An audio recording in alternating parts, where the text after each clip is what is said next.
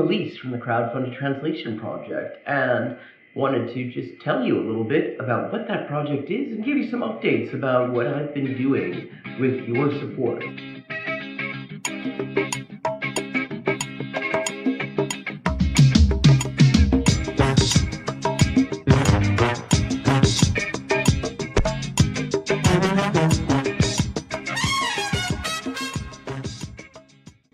The Inessa Armand project.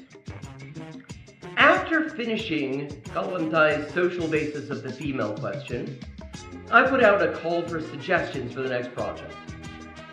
One of those suggestions that I received was to translate the essays and letters of Inessa Armand, Kalantai's predecessor at the Bolshevik women's section.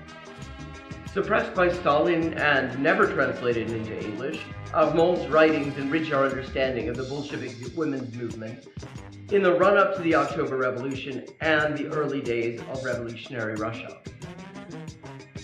With your support, I have been able to translate all of her extant essays and am currently raising the last $1,950 to cover the cost of translating the remainder of her extant works, which at this point is just her correspondence.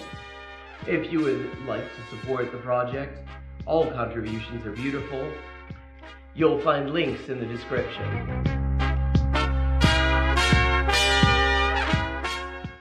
The Punto Final project is a project that is really just at its inception.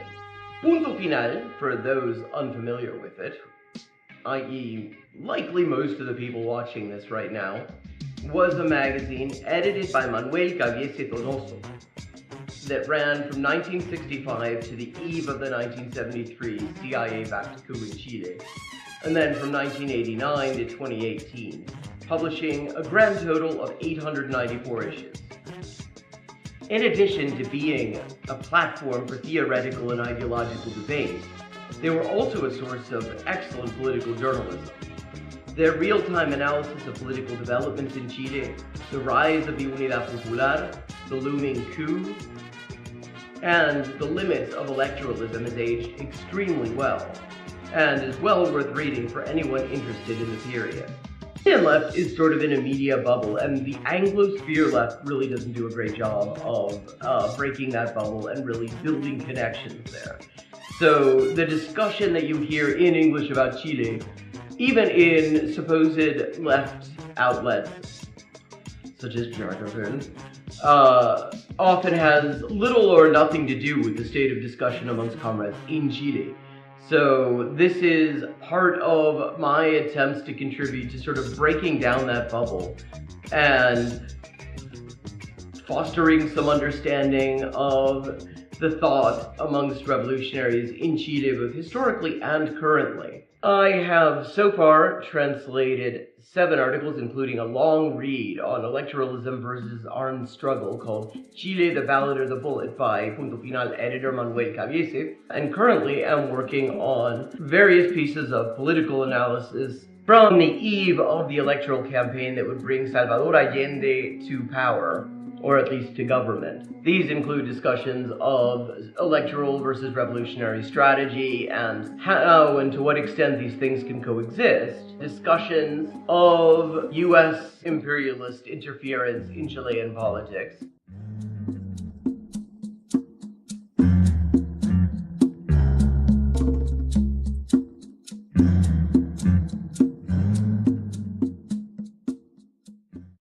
One of the challenges of this project, since its inception, has been getting the word out. The billionaire-controlled black box algorithms that dominate our lives don't like small creators or small projects. Nor are they particularly keen on ideological viewpoints that are inconsistent with the whims of billionaires. What's more, they positively detest anyone who isn't paying for reach. And then they turn around and make it ever harder to do even that in a useful way.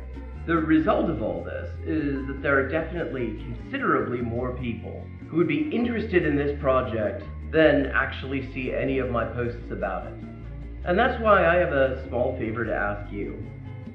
Tell your friends about the Crowdfunded Translation Project. Share the completed translations Link the Patreon and the Facebook pages.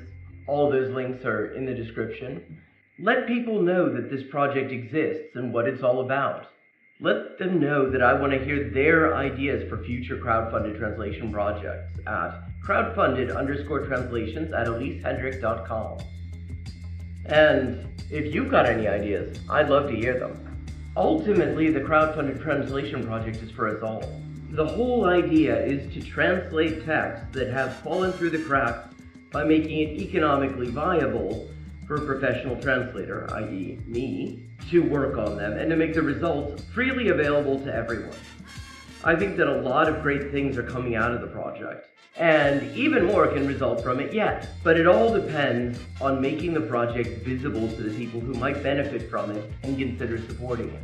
Thank you for watching for this length of time. I hope you found it interesting, and I hope that it will encourage you to get in touch with the crowdfunded translation project, look at our translations, to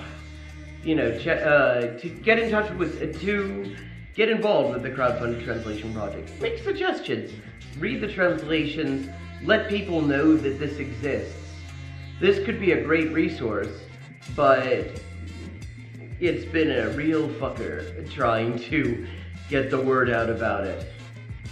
So thank you very much.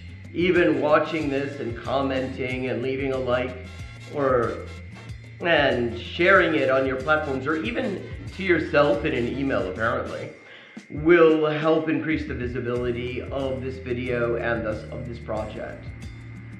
Thanks so much, and see you on the next stream. Thank you very much. Even watching this and commenting and leaving a like and sharing it on your platforms, or even to yourself in an email apparently, will help increase the visibility of this video and thus of this project. Thanks so much, and see you on the next stream.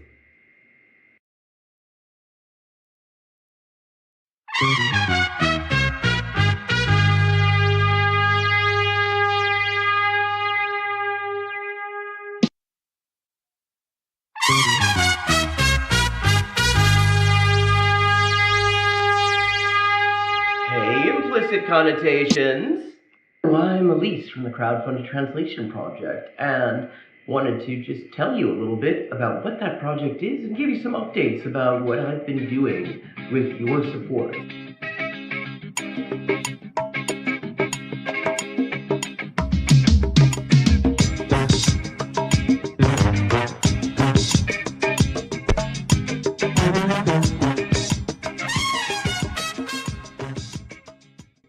The Inessa Armand project. After finishing Kalantai's social basis of the female question, I put out a call for suggestions for the next project. One of those suggestions that I received was to translate the essays and letters of Inessa Armand, Kalantai's predecessor at the Bolshevik women's section. Suppressed by Stalin and never translated into English, Armand's writings enrich our understanding of the Bolshevik women's movement in the run-up to the October Revolution and the early days of revolutionary Russia. With your support, I have been able to translate all of her extant essays and am currently raising the last $1,950 to cover the cost of translating the remainder of her extant works, which at this point is just her correspondence. If you would like to support the project, all contributions are beautiful. You'll find links in the description.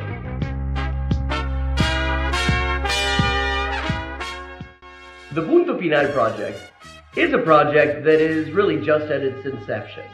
Punto Final, for those unfamiliar with it, i.e. likely most of the people watching this right now, was a magazine edited by Manuel Caviese Donoso that ran from 1965 to the eve of the 1973 CIA-backed coup in Chile, and then from 1989 to 2018, publishing a grand total of 894 issues. In addition to being a platform for theoretical and ideological debate, They were also a source of excellent political journalism. Their real-time analysis of political developments in Chile, the rise of the Unidad Popular, the looming coup, and the limits of electoralism has aged extremely well, and is well worth reading for anyone interested in the period. The Chilean left is sort of in a media bubble, and the Anglosphere left really doesn't do a great job of breaking that bubble and really building connections there. So the discussion that you hear in English about Chile, even in supposed left outlets, such as Jacobin, often has little or nothing to do with the state of discussion amongst comrades in Chile. So this is part of my attempts to contribute to sort of breaking down that bubble and fostering some understanding of the thought amongst revolutionaries in Chile, both historically and currently. I have so far translated 7 articles, including a long read on electoralism versus armed struggle called Chile, the Ballot or the Bullet by Punto Final editor Manuel Cabiese, and currently am working on various pieces of political analysis from the eve of the electoral campaign that would bring Salvador Allende to power, or at least to government. These include discussions of electoral versus revolutionary strategy and how and to what extent these things can coexist, discussions of US imperialist interference in Chilean politics,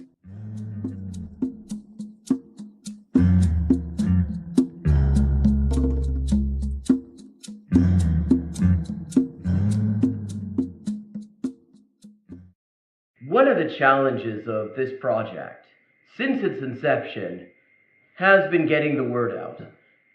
The billionaire-controlled black box algorithms that dominate our lives don't like small creators or small projects. Nor are they particularly keen on ideological viewpoints that are inconsistent with the whims of billionaires. What's more, they positively detest anyone who isn't paying for reach. And then they turn around and make it ever harder to do even that in a useful way. The result of all this is that there are definitely considerably more people who would be interested in this project than actually see any of my posts about it. And that's why I have a small favor to ask you. Tell your friends about the crowdfunded translation project. Share the completed translations, link the Patreon and the Facebook pages. All those links are in the description. Let people know that this project exists and what it's all about. Let them know that I want to hear their ideas for future crowdfunded translation projects at crowdfunded_translations@elisehendrick.com. And if you've got any ideas, I'd love to hear them. Ultimately, the crowdfunded translation project is for us all. The whole idea is to translate texts that have fallen through the cracks by making it economically viable for a professional translator, i.e. me, to work on them and to make the results freely available to everyone. I think that a lot of great things are coming out of the project, and even more can result from it yet. But it all depends on making the project visible to the people who might benefit from it and consider supporting it. Thank you for watching for this length of time. I hope you found it interesting, and I hope that it will encourage you to get in touch with the crowdfunded translation project, look at our translations, to get in touch with, to get involved with the crowdfunded translation project. Make suggestions, read the translations, let people know that this exists. This could be a great resource, but it's been a real fucker trying to get the word out about it. So thank you very much. Even watching this and commenting and leaving a like and sharing it on your platforms, or even to yourself in an email apparently, will help increase the visibility of this video and thus of this project. Thanks so much, and see you on the next stream. Thank you very much.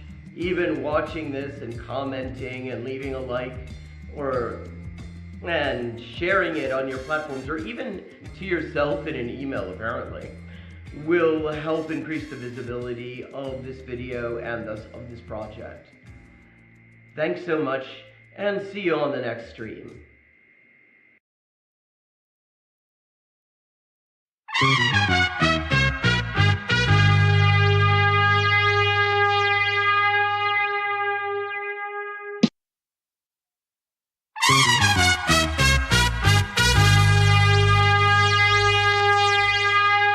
Hey, implicit connotations. Well, I'm Elise from the Crowdfunded Translation Project, and wanted to just tell you a little bit about what that project is and give you some updates about what I've been doing with your support.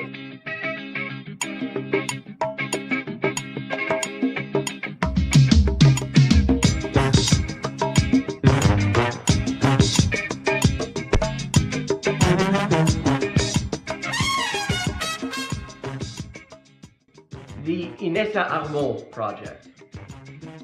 After finishing Kalantai's social basis of the female question, I put out a call for suggestions for the next project. One of those suggestions that I received was to translate the essays and letters of Inessa Armand, Kalantai's predecessor at the Bolshevik women's section. Suppressed by Stalin and never translated into English, Armand's writings enrich our understanding of the Bolshevik women's movement in the run-up to the October Revolution and the early days of revolutionary Russia. With your support, I have been able to translate all of her extant essays and am currently raising the last $1,950. It's a project that is really just at its inception. Punto Final, for those unfamiliar with it, i.e. likely most of the people watching this right now, was a magazine edited by Manuel Caviese Donoso that ran from 1965 to the eve of the 1973 CIA-backed coup in Chile, and then from 1989 to 2018, publishing a grand total of 894 issues. In addition to being a platform for theoretical and ideological debate, they were also a source of excellent political journalism. Their real-time analysis of political developments in Chile, the rise of the Unidad Popular, the looming coup, and the limits of electoralism has aged extremely well, and is well worth reading for anyone interested in the period. The Indian left is sort of in a media bubble, and the Anglosphere left really doesn't do a great job of breaking that bubble and really building connections there. So the discussion that you hear in English about Chile, even in supposed left outlets, such as Jargon, often has little or nothing to do with the state of discussion amongst comrades in Chile. So this is part of my attempts to contribute to sort of breaking down that bubble and fostering some understanding of the thought amongst revolutionaries in Chile, both historically and currently. I have so far translated 7 articles, including a long read on electoralism versus armed struggle called Chile, the Ballot or the Bullet by Punto Final editor Manuel Caviese, and currently am working on various pieces of political analysis from the eve of the electoral campaign that would bring Salvador Allende to power, or at least to government. These include discussions of electoral versus revolutionary strategy and how and to what extent these things can coexist, discussions of US imperialist interference in Chilean politics,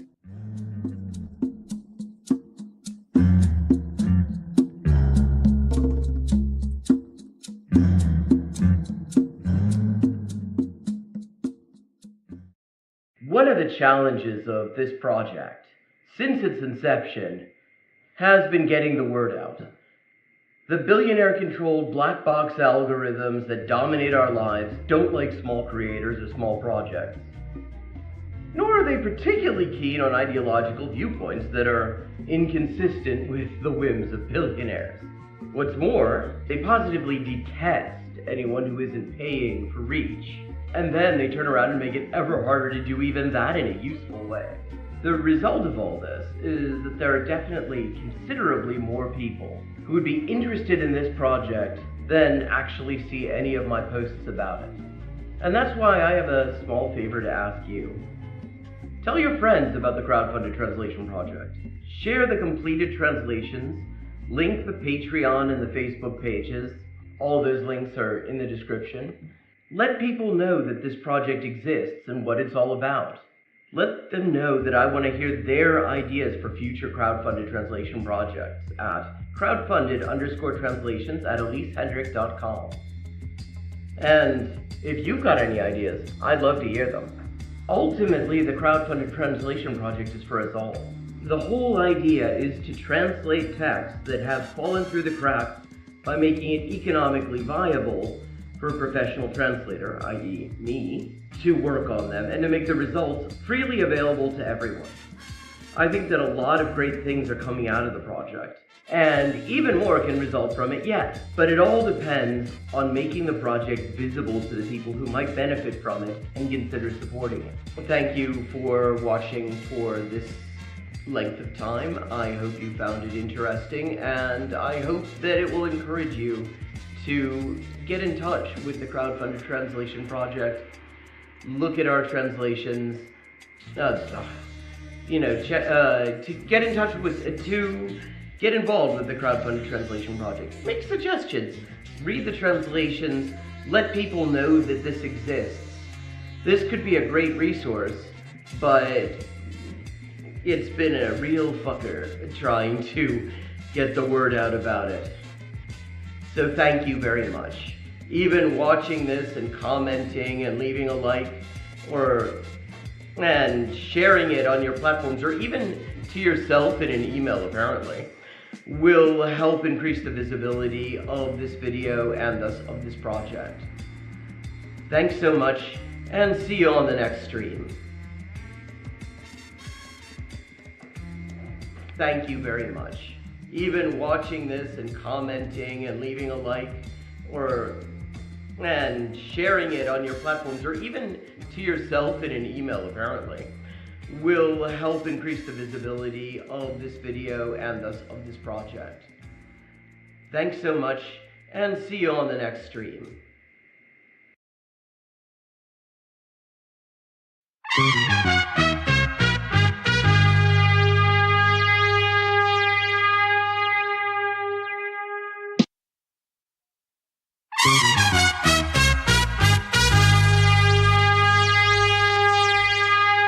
Hey, implicit connotations.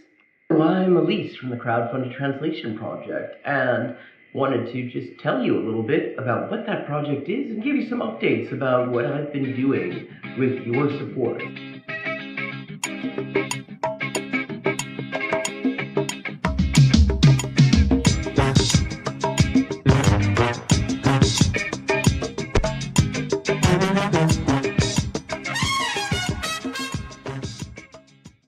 The Inessa Armand project. After finishing Kalantai's social basis of the female question, I put out a call for suggestions for the next project. One of those suggestions that I received was to translate the essays and letters of Inessa Armand, Kalantai's predecessor at the Bolshevik Women's section. Suppressed by Stalin and never translated into English, Armand's writings enrich our understanding of the Bolshevik women's movement in the run-up to the October Revolution and the early days of revolutionary Russia. With your support, I have been able to translate all of her extant essays and am currently raising the last $1,950 to cover the cost of translating the remainder of her extant works, which at this point is just her correspondence. If you would like to support the project, all contributions are beautiful. You'll find links in the description.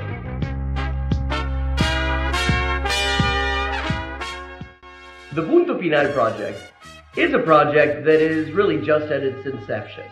Punto Final, for those unfamiliar with it, i.e. likely most of the people watching this right now, was a magazine edited by Manuel Caviese Donoso that ran from 1965 to the eve of the 1973 CIA-backed coup in Chile, and then from 1989 to 2018, publishing a grand total of 894 issues. In addition to being a platform for theoretical and ideological debate, they were also a source of excellent political journalism. Their real-time analysis of political developments in Chile, the rise of the Unidad Popular, the looming coup, and the limits of electoralism has aged extremely well, and is well worth reading for anyone interested in the period. The Chilean left is sort of in a media bubble, and the Anglosphere left really doesn't do a great job of breaking that bubble and really building connections there. So the discussion that you hear in English about Chile, even in supposed left outlets, such as Jargon, often has little or nothing to do with the state of discussion amongst comrades in Chile. So this is part of my attempts to contribute to sort of breaking down that bubble and fostering some understanding of the thought amongst revolutionaries in Chile, both historically and currently. I have so far translated 7 articles, including a long read on electoralism versus armed struggle called Chile, the Ballot or the Bullet by Punto Final editor Manuel Cabiese, and currently am working on various pieces of political analysis from the eve of the electoral campaign that would bring Salvador Allende to power, or at least to government. These include discussions of electoral versus revolutionary strategy and how and to what extent these things can coexist, discussions of US imperialist interference in Chilean politics,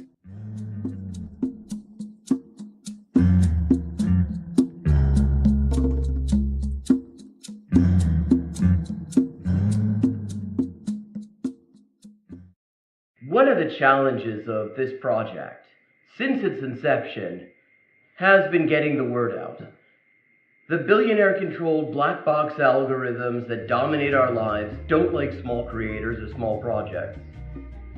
Nor are they particularly keen on ideological viewpoints that are inconsistent with the whims of billionaires. What's more, they positively detest anyone who isn't paying for reach. And then they turn around and make it ever harder to do even that in a useful way. The result of all this is that there are definitely considerably more people who would be interested in this project than actually see any of my posts about it. And that's why I have a small favor to ask you. Tell your friends about the crowdfunded translation project. Share the completed translations, link the Patreon and the Facebook pages. All those links are in the description. Let people know that this project exists and what it's all about. Let them know that I want to hear their ideas for future crowdfunded translation projects at crowdfunded_translations@elisehendrick.com. And if you've got any ideas, I'd love to hear them. Ultimately, the crowdfunded translation project is for us all.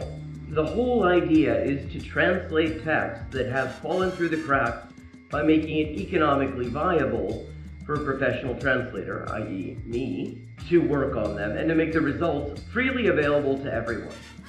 I think that a lot of great things are coming out of the project, and even more can result from it yet. But it all depends on making the project visible to the people who might benefit from it and consider supporting it. Thank you for watching for this length of time. Hello and welcome to Hyperpolyglotting with Elise, the stream where we'd really like to just learn all the languages. I'm Elise, translator, writer, and editor with 20 working languages, and I see my YouTube window is not actually showing up, so we're gonna start out by doing that. How's everybody doing, chat? YouTube. Right, there we go. So, let me know if the audio needs any kinds of adjustments as I start out. Now, I just saw this in my recommendations a few minutes ago, and it seemed like it might be quite worthwhile. So, Evil Dia has a video out called Did My Dreaming Spanish Challenge Misrepresent ALG? And since I only just saw this in my recs, obviously I haven't seen it, but I do want to say, I don't think he's deliberately misrepresenting anything, actually. I think he genuinely does not get certain really crucial central points about how all of this is supposed to work, and that leads him to misrepresent a cause he doesn't understand. I would say he thinks he's actually describing this entirely accurately in accordance with his understanding, but his understanding just isn't great in a lot of respects. So that's where I'm starting out. And so now let's have a look at the video. Hey, Riveroon, how you doing?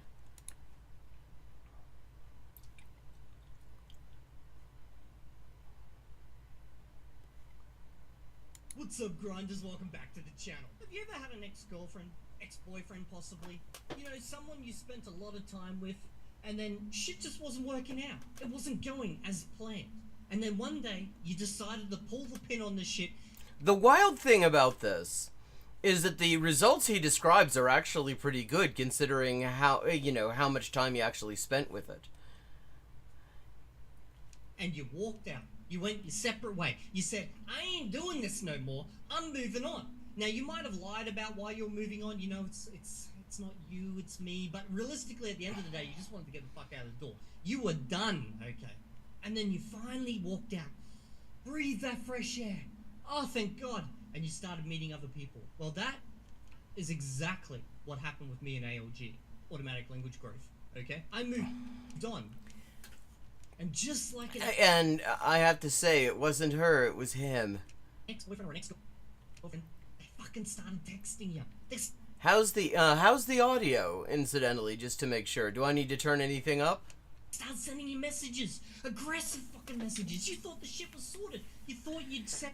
Wait, okay, so he does a video, and proponents of ALG and input-based methods commented critically about it, and like he's surprised by this.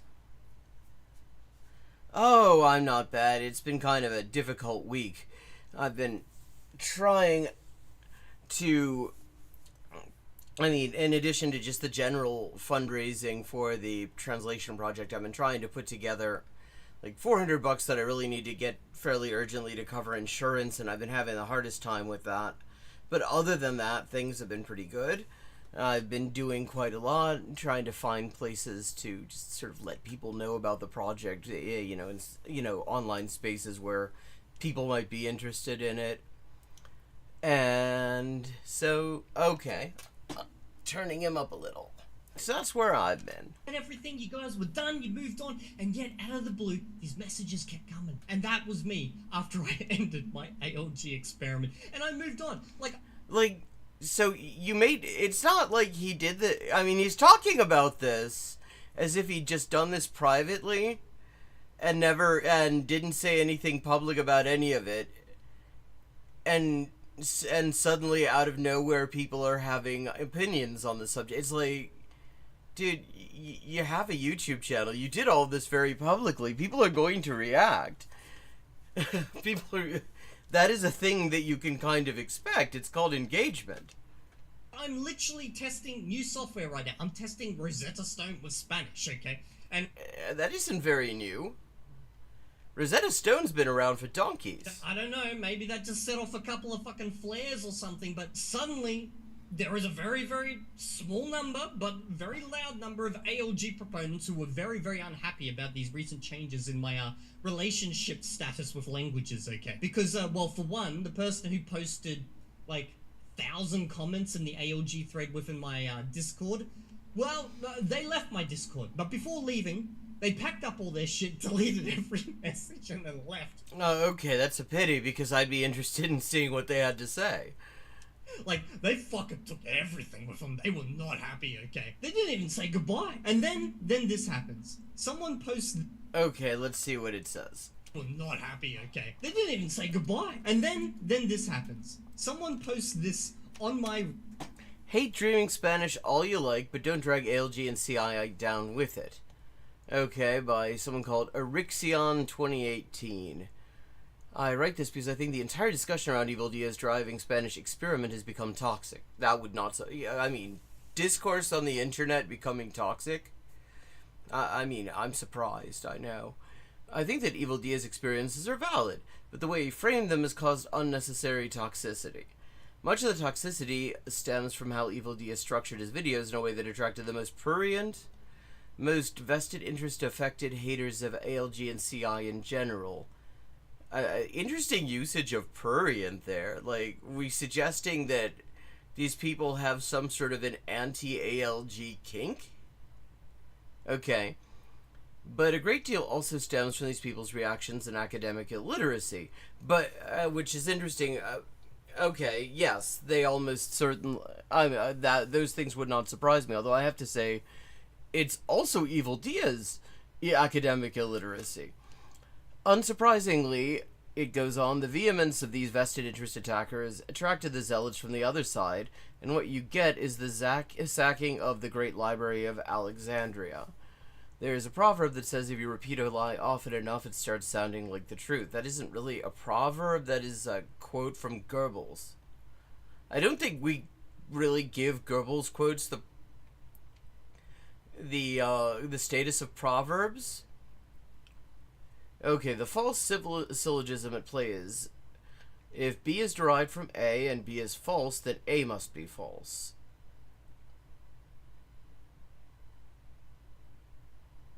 Okay. ALG is derived from comprehensible input. Dreaming Spanish is derived from ALG. Evil Dia's experience disproved Dreaming Spanish. Therefore, ALG is false or CI is false. Okay, that is a very convoluted... Like, Proposition 1 of the syllogism is itself a syllogism. It is a nested syllogism. So, okay, that's kind of... But yeah, I mean, actually, I'm following this. I think that makes some sense. P1 commits what philosophers of science call the Dürkheim problem. A failed test only falsifies the conjunction of a theory and its auxiliary implementation choices. Okay, yeah, valid, absolutely. I wouldn't have put it exactly that way, but I do think that that's a big part of what's going on, is that we're really testing the often not deliberate auxiliary implementation choices of Evil Dia, which rest on the fact that he really doesn't understand the foundations of this thing. Going on. Not the theory in isolation. In plain terms, a hasty generalization condemning ALG and CI as a whole based on one unrepresentative partial implementation of it. Okay. P1 is wrong even though P4 is correct. Okay, P4, let's just remember, is Evil Dia's experiment disproved Dreaming Spanish. And I don't think that's correct at all. The results that he describes show that even though he wasn't really doing it correctly, that he had a lot of incorrect assumptions that he relied on, it actually got him some pretty good results. It did not live up to expectations that were unrealistic and inaccurate, but on the whole, it actually showed that the method can get very good results, I would have to say, in the time that he was doing it. Okay, it goes on. I'm not here to refute that Evil Dia disproved the effectiveness of the Dreaming Spanish roadmap or anything specific to Dreaming Spanish. I mean, except...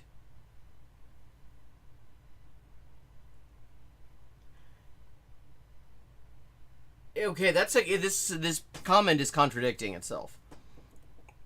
Because he's saying, okay, he says, a failed test only falsifies the conjunction of a theory and its auxiliary implementation choices. Well, the reason, first of all, we have to say that the results of, we have to assume in order to accept any of this, that the results of his experiment with ALG, with Dreaming Spanish specifically, showed that it, disproved it, or showed that were negative. And I would have to say they were not. I would say, judging from what he says, the results he says he got, and he clearly was not trying to exaggerate them in a positive sense because of his generally low opinion of the method, that it actually, he did pretty well. For where he is, for how long he's been doing this, he did that really well. He did really well on that. So, to the extent that it refutes streaming Spanish, the fact that he had auxiliary implementation choices, as this commenter puts it, that were led to a suboptimal implementation of the approach does not disprove the approach. But okay. So it goes on. To make matters worse, the syllogism is itself built upon a few inaccuracies. The first lie I've seen so often repeated on this channel in videos or in comments is this conception, that comprehensible input is a tool or a set of resources. Comprehensible input, CI, is neither. Okay, good point, valid. Absolutely, this is a point that I try to make a lot as well, because a lot of people misunderstand this. Stephen Krashen's comprehensible input is a principle that undergirds the attainment of fluency. It is a principle, not an instrument or an APP. I'm not sure what an APP is, but, or maybe that's meant to be an app. And I wouldn't say it's a principle. I would say it is an ingredient. It is a raw material that undergirds effective methods. But okay. So is he going to scroll further? Because this actually... Okay, let me see if I can find this. Hate dreaming Spanish all you like.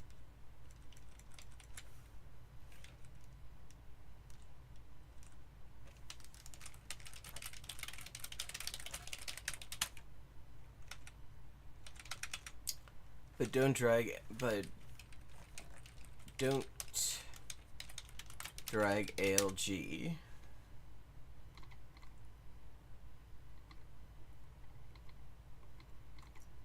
Okay, come on. It's a Reddit.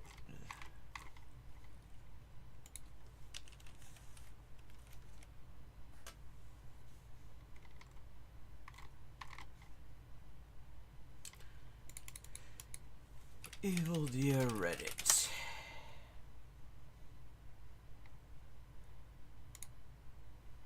Okay, here we go. So we're just gonna look at this real quick.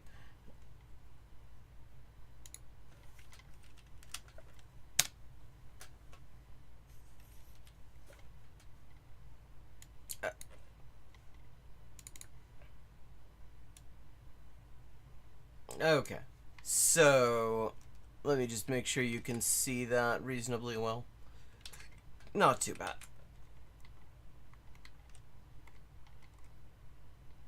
Okay. CI, comprehensible input, does not equal dreaming Spanish, comprehensible Japanese, Korean from scratch, easy English, etc., etc., etc. True. These are all curated content libraries that try to implement the CI principle. Yeah. However, you do not need these sick curated content. Okay. Following this, here's the proper definition of CI per Krashen. Any content in the L2, that is the target language, in which you can comprehend 70 to 80%. That isn't quite an accurate definition. Because what he says, I mean, he has given that percentage. But the key is not just any content. The key is that it contains what are called I+1, which is to say structures that you can't understand on a linguistic level yet, but that you can comprehend because of the nature of the message. So that's not quite right. In that scenario, okay, this commenter goes on, your language skill will improve by learning the remaining 20%. Not quite. So, for example, my comprehensible input for Japanese is the Prime Minister's accession speech, and my CI for Spanish is a papal encyclical. Really?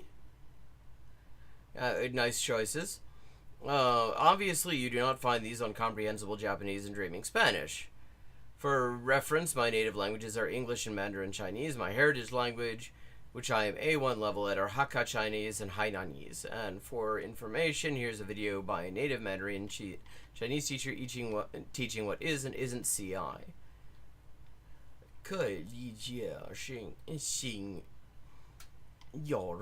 Okay, interesting. And in case some people want to howl that the numbers are unscientific, 70 to 80% actually lines up with human cognitive capacity at remembering discrete facts, which isn't quite what's going on in this particular case. An average human brain can store up to 3 to 5 discrete facts in working memory. Okay.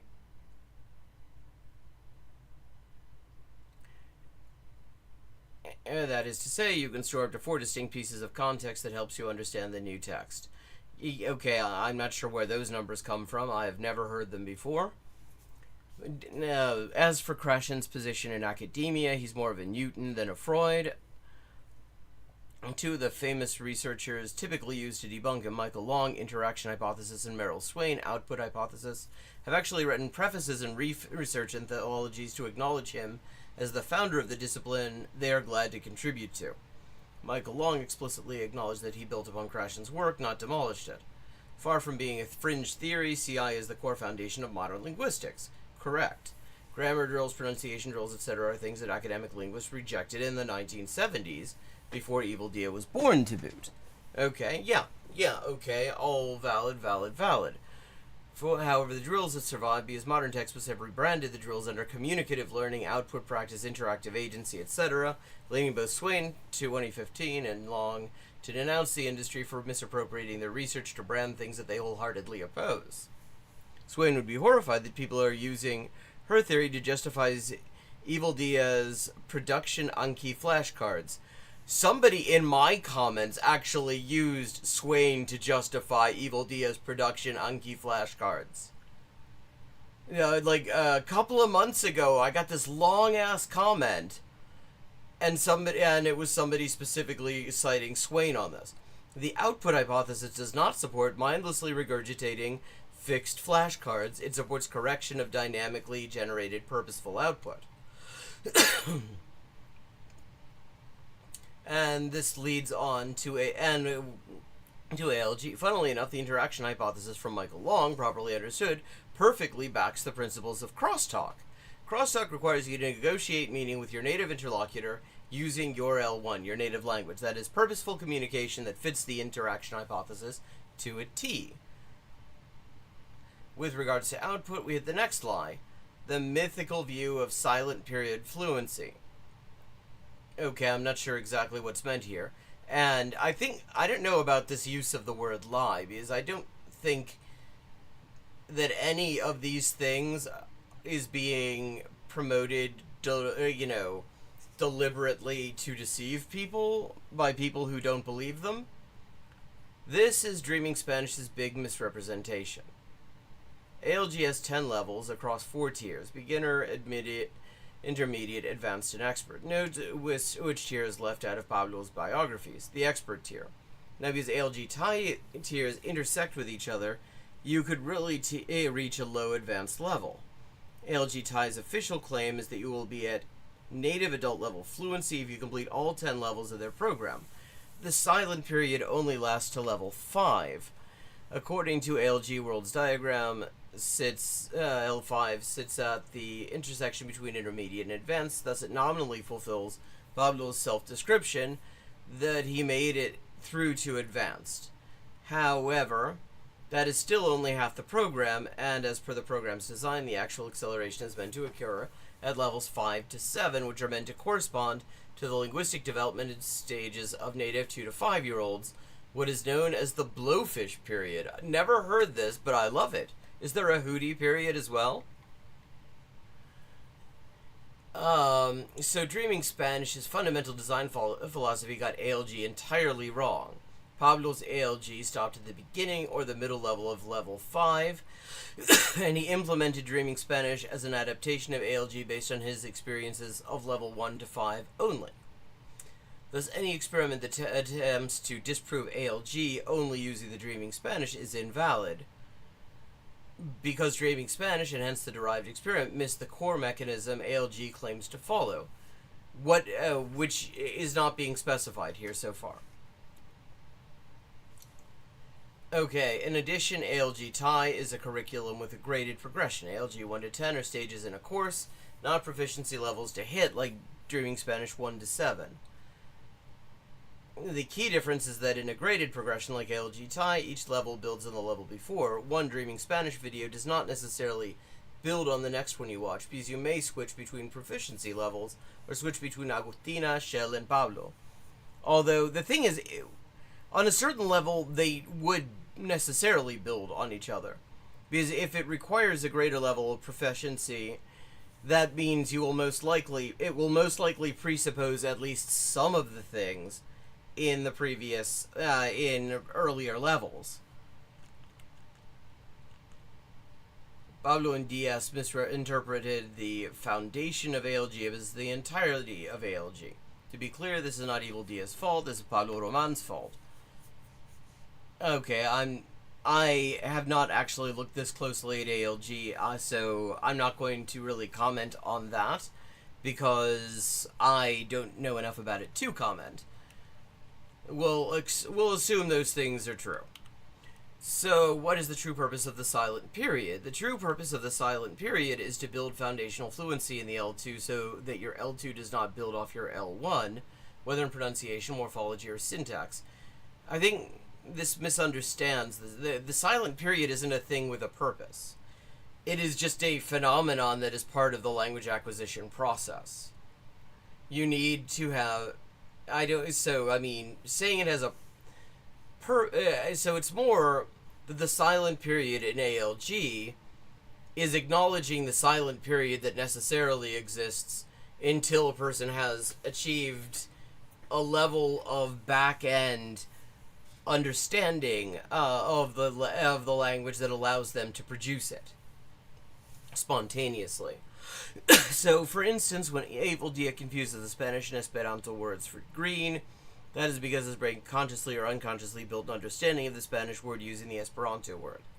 Because the brain likes taking shortcuts. This is an example of morphological interference. Another example is where Evil D split the Chinese phrase me ke yi zhou into English syntactic chunks to match the English translation every other week. However, zhou in this context belongs to the lexical class of yaozi, counters, that doesn't exist in English, so it is actually an example of syntactic interference. In addition, every other is an adjectival determiner, whereas me ke is an elliptical verb clause. Yes. Okay.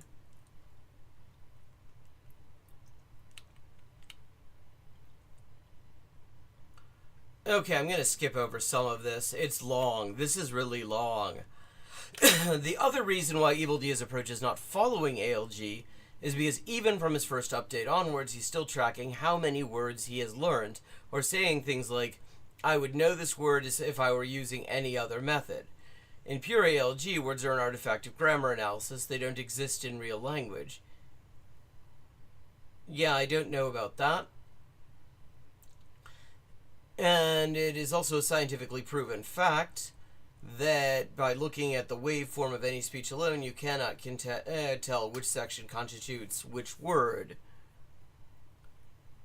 Okay, I've looked at a lot of waveforms of my own speech, and I can say it depends entirely on how much space is between the words.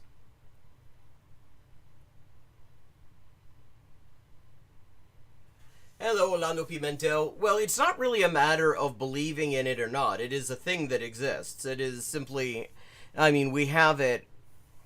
we have this period in our L1. We have this period in acquisition of other languages. It's not a thing that really is susceptible to disbelief. We had a period when we were not doing any targeted output in our first languages, and there is a period in which it's kind of meaningless to force early output in subsequent languages because the infrastructure isn't there.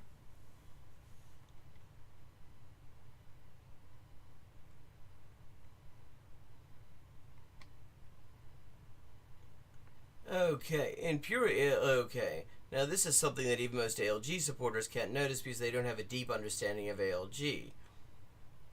So Dreaming Spanish still holds the majority of the blame. when these two approaches fuse together, they create an experiment that is good for testing dreaming Spanish, perhaps. Well, for testing Evil Dia's understanding of dreaming Spanish and of ALG and of CI. And the fundamental problem there is he doesn't really understand these things. Okay, switching back. So... Reddit, my subreddit, okay. Now, if you don't know, I have a subreddit. Now, I don't talk about it very often, because mainly I hang out in the Discord, and I don't go over to Reddit too often, because most of the comments on Reddit are saying shit like, you know, Evil Dia's a fucking bullshit artist, I hate that guy, fuck him, I hope he gets, you know, cancer or something. Yeah. But they say stuff like that, and it's like, I can't bother reading that. Unless it's for content, then I'll read it. But I'm not going to read that in my downtime type thing. But this post came in, and this is like one of those letters, okay? Well, actually, the thing is, the inner voice, actually, is one of the things that marks the end of the silent period. Because when that inner voice starts spontaneously producing novel utterances in the target language, that means you've actually kind of reached the point where the back end, you know, there's been enough input that you have the infrastructure to start producing language. I mean, that when you get to that point, that is a good indicator that speech is about to emerge. You know, the long text messages, the one where they send it, but it's so long they send you half of it, and then you see ... and then the next half comes, and then ... and the next half comes. This is that. We're going to be reading through this to find out what I did wrong. Hate to draw. Okay, and the ironic thing is, it doesn't really get much into what Evil Dia did wrong. It blames ALG for a lot of things. I mean, not ALG, but Dreaming Spanish for a lot of things. But it really does not get into the fundamental problem that Evil Dia is trying to implement a method that he fundamentally misunderstands. Dreaming Spanish all you like, but don't drag ALG and CI down with it. Oh, okay. This is everything that was unsaid now being said. I write this because I think the entire discussion around Evil Dia's Dreaming Spanish experiment has become toxic. I think that Evil Dia's experiences are valid, but the way he framed them has caused unnecessary toxicity. Okay, here we go. Let's find out how I fucking destroyed something else. Much of the toxicity stems from how Evil Dia structured his videos in a way that attracted the most prurient. Yeah, I mean, that is an interesting usage of the term prurient. I'm not sure where one of those English situations, isn't it, guys? It's gonna be, you know what, let's fuck. I don't care. We're gonna push our way through this. Most vested interest affected haters of ALG and CI in general. Somehow. Yeah, that's true. I mean, those are the people who are attracted to his comments, and I mean, occasionally to my comments in videos where I'm reacting to him. Experiment got haters of both ALG and CI. You know, I'm gonna be honest. I'm pretty sure the vast majority of my audience have never heard of ALG before I started my experiment. ALG 2 years ago was not exactly something that everyone knew about, okay? People were talking about learning like a child, and there was like various implementations of that. But ALG was not something that, you know, every fucking language channel spoke about. I think like Matt vs. Japan spoke about it, and then like maybe a couple dropped some hints, like other YouTubers dropped some hints, but like barely anyone speak about it. But like, I will say, the first time I actually heard of ALG was from one of Evil Dia's videos. Hate it. I was not familiar with it. He actually led me to check it out, and I mean, I'm actually, I was kind of impressed with what I found. Of CI. Who the fuck is a hater of CI? It ain't me. Oh, lots of people. Lots of people. People who, usually people with something to sell. There are lots of people who are, like, financially interested in like, dismissing comprehensible input. Because it is a hard to monetize basis for acquiring a language, and they have easy to monetize but not particularly useful methods that they would very much like you to pay them for. I got an entire course where I teach Esperanto by direct method, which is literally CI. Where's the CI haters at, guys? Let me know. Actually, you know, the direct method is not literally CI. He does not understand the difference between the direct method and CI. Like, could you imagine being a CI hater and then also trying to learn a language? Yeah, guys, no, you can't use comprehensible input to learn a language. How do you do it? I do it via incomprehensible input. It's the only way, boys. If you're not doing it hard, the thing is, it's like, if he should know this, because he's looked at some of these people. There are absolutely people who utterly dismiss the entire concept of comprehensible input. They absolutely do exist. He's reacted to some of them. Doing it at all. But a great deal also stems from these people's reactions in academic literacy. Well, but, I mean, I feel like there's some progress has been made by that last little phrase that he said. No, you can't use comprehensible input to learn a language. How do you do it? I do it via incomprehensible input. Yeah, see, I feel like the fact that he understood enough to say that indicates that he's moved away, finally, from the idea of comprehensible input as a method. And started to understand what it is, that it's actually an ingredient, that it's a thing that methods leverage in different ways.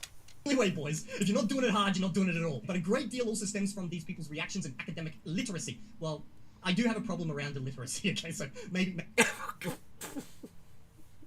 Sin comentario. Maybe I am within this category right here. Unsurprisingly, the big words of these vested interest attackers attracted the zealots from the other side, and what you get is the sacking of the Great Library of Alexandria. That is dialing it up to 11 there. ALG is the Great Library of Alexandria. Jesus Christ, I didn't realize my series had burnt down one of Earth's greatest fucking collections of literature. Wow. If I become like a tyrant, a titan of this world who takes over and controls all power, I'm going to organize a book burning, but just for ALG, and all ALG proponents are going to be burned. I will burn you all for stealing 1,000 hours of my life. Please don't click that and take it out of context. There is a proverb that said, if you repeat a lie often enough, it starts sounding true. A proverb. It's Goebbels, for fuck's sake. You know who said that proverb? Maybe there's a reason why you didn't say who said that proverb. That was a Nazi who said that proverb. Yes! Okay, good. Well spotted. Yeah, because that's not that's not how proverbs... Like, you don't have to... I feel like... You don't have to hand it to Nazis, and declaring a quote of theirs a proverb, I feel, is a pretty big way of handing it to them. I am half German, but I'm half good German. I hope, honestly, I don't know. Could be half bad German. Oh shit, I'm learning Argentinian Spanish too. Okay. That's legit hilarious. P1, if B is derived from A and B is false, then A must be false. Okay. God, that's not a proposition. I guess it's a proposition, and it's a nested syllogism. That's painful. It's still painful. We've been over it already, and it's still painful. P2, ALG is derived from comprehensible input. P3, dreaming Spanish is derived from ALG. P4, Evil Deer's experiment disproved dreaming Spanish. Therefore, ALG is false. And CI is false. I don't know who's making that conclusion. All that happened with me is I got to 1,100 hours or something fucking of dreaming Spanish, ALG, and I was just like, bro, I'm not doing this. I'm not doing this for another 1,000, 2,000 hours. And for a really weird reason, actually. Because somebody else found a video from like a decade ago in which he says that he was learning a bit of Spanish that he doesn't even remember, and he said, okay, this vitiates the whole experiment. And it's like, it doesn't, but he clearly was looking for a reason to get out, and I think that's what he was saying at the very beginning of this video.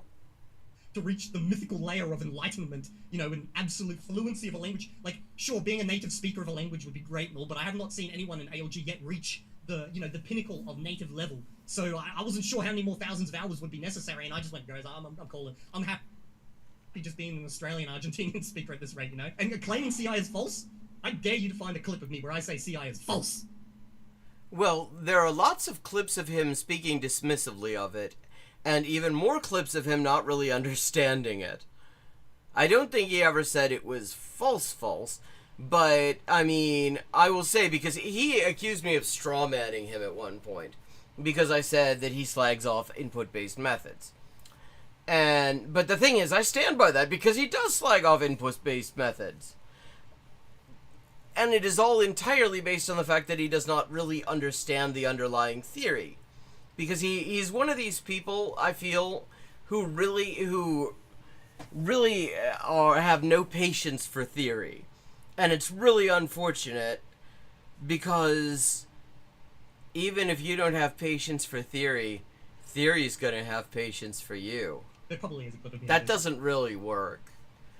I thought I'd come up with something pretty good there, but having said it, it didn't work. And when I say all sorts of stupid shit, probably just then, you could probably... You don't have patience for theory. Theory's still gonna have patience for you. Like, that doesn't make any fucking sense. Just that part. And farm that. P1 commits what philosophers of science call the Dunham-Quinn problem. See, this is the problem. You've already done one problem yourself. You're assuming that I'm claiming CI is false. I don't even think this person is saying that Evil Dia is claiming that. I think that actually He's saying that the haters in the comments are claiming that.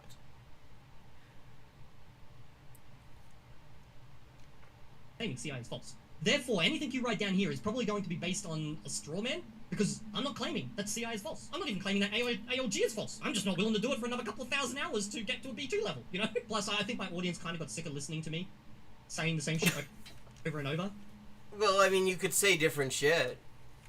Which is basically just me, guys, don't think I've learned anything. Next 50-hour update. Guys. Yeah, but the thing is, and he says, I don't think I've learned anything, and then he goes through the things that he understands, and actually he understands things really well. I mean, I would say that's good progress.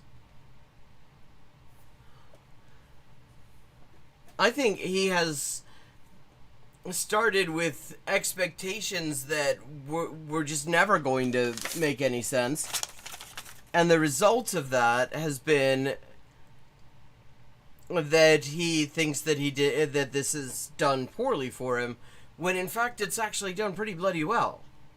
I haven't learned anything. Next 50-hour update. Guys, I'm starting to lose the plot. Like, I think there's only so much my audience can take of that before they start unsubbing. Just like, the last thing we saw of him was him watching some randomly selected native speaker facing Spanish language videos. One was like from BBC Mundo, Spanish language service, and another one, I don't remember what it was from or even what it was about, but it was like fairly, I would say, fairly challenging material for a beginner. And apart from, there were like 2 words in the various videos that he really was not getting, and that was interfering with his comprehension, but on the whole, he actually understood this stuff quite well. And I would say, I mean, it's like, if you're getting those kind of results and you've been doing this for, 1,000 hours, however you've done that, I would say you're doing pretty well. To the fact that they get angry at me for being such a loser at Spanish, okay? CI does not equal dreaming Spanish. We agree. Comprehensible Japanese, Korean from scratch, easy English, etc., etc., etc. I should make that a website domain, etc., etc., etc. And then I bet it already exists. Teaches you Russian. These are all curated content libraries that try to implement the CI principle. However, you do not need these curated content. I know, I agree. I have my own content library, where I teach Esperanto via direct method using just CI. Here is a proper definition. Again, the direct method is not an input-based method. Of CI. Oh, okay, we need a definition. Progression, any content in the L2 in which you can comprehend 70 to 80%. In that scenario, and as I said, this definition actually isn't quite right. Language skill will improve by learning the remaining 20%. I'm pretty sure he doesn't say 70 to 80%. He probably says something like 80 to 90%. But realistically, if you're going, I feel like he has actually used, like, I think 80% certainly has been in there. LG, but these aren't like fixed number. I mean, one of the things in his writings he's clear about is that these are not really hard and fast numbers that should be observed strictly.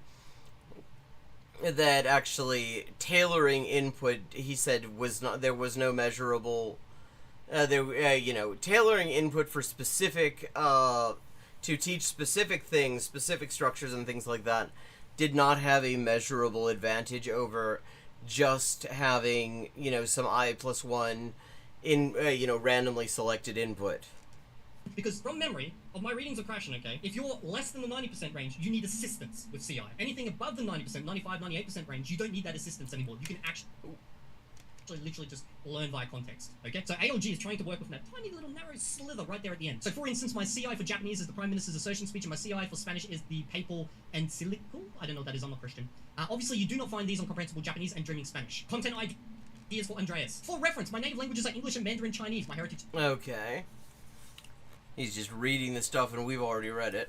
In case some people want to howl that the numbers are unscientific, 70 to 80% actually lines up with the human Hey, Badger. Remembering discrete facts. See, any of this does not matter, because ALG has to aim for the 95 to 98% so that you can do it unassisted. So why would... Well, no. Okay, I think he doesn't understand what unassisted means.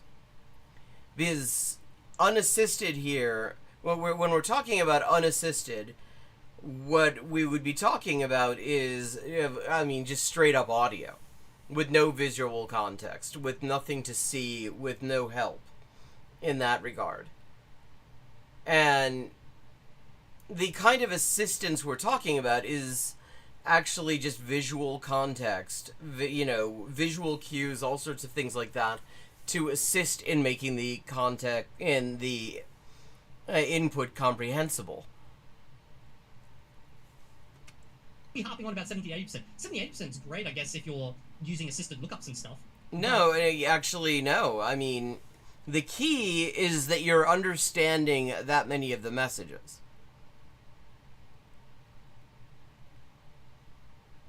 I bet it was. I'm not saying it isn't comprehensible. I'm saying, okay, that the direct method is based on a completely different theory.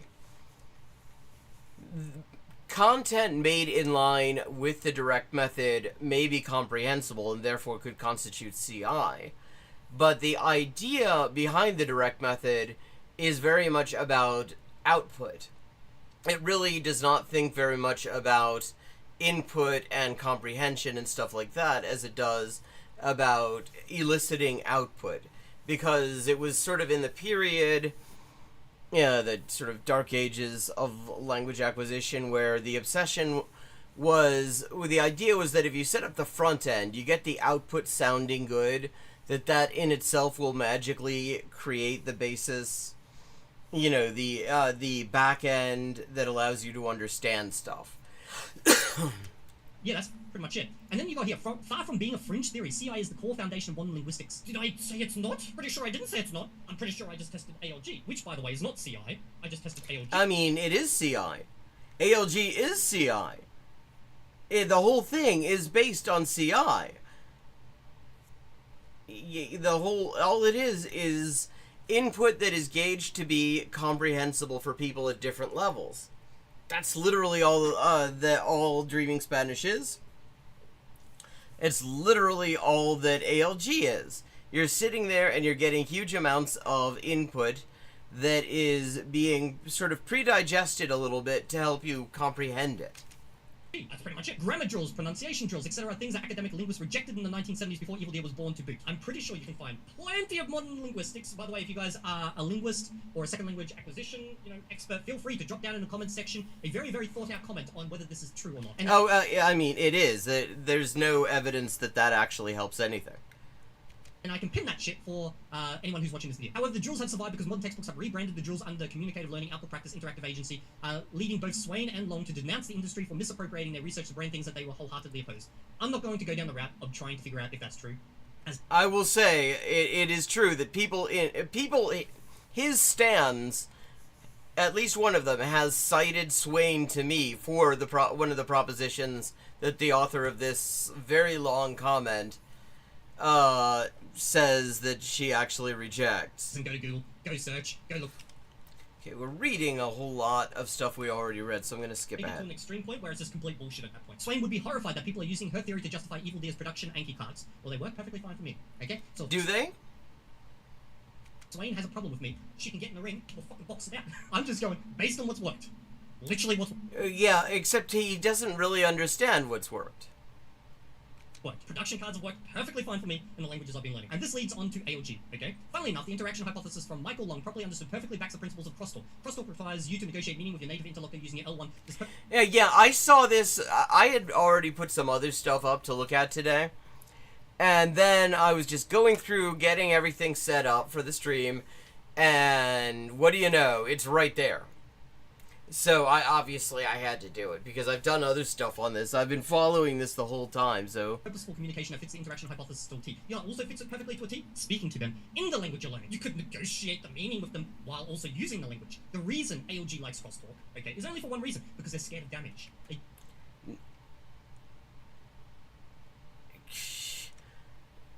No, it's because they're recognizing that the silent period is a thing that exists and you're trying not to force early output. I do not want you to accidentally try to force out the language before you're ready and damage your ability to reach that absolute top level of damn near native fluency. Or actually, native fluency. And if you don't believe me about that, there's actually... I'm going to pull up... See, part of the problem, part of what he doesn't understand is he treats... Like, for example...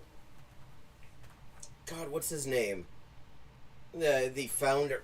Now I'm terrible with names. Founder of ALG method.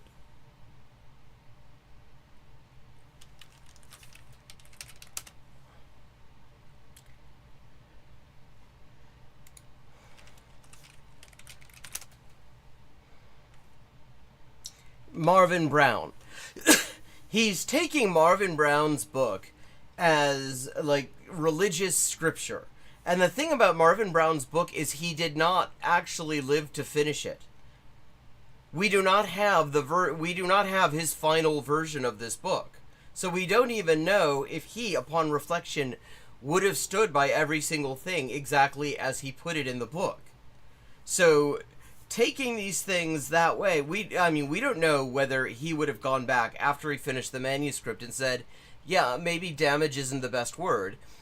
Also, the thing to know about the context in which he keeps using the word damage is he's talking about his own experiences.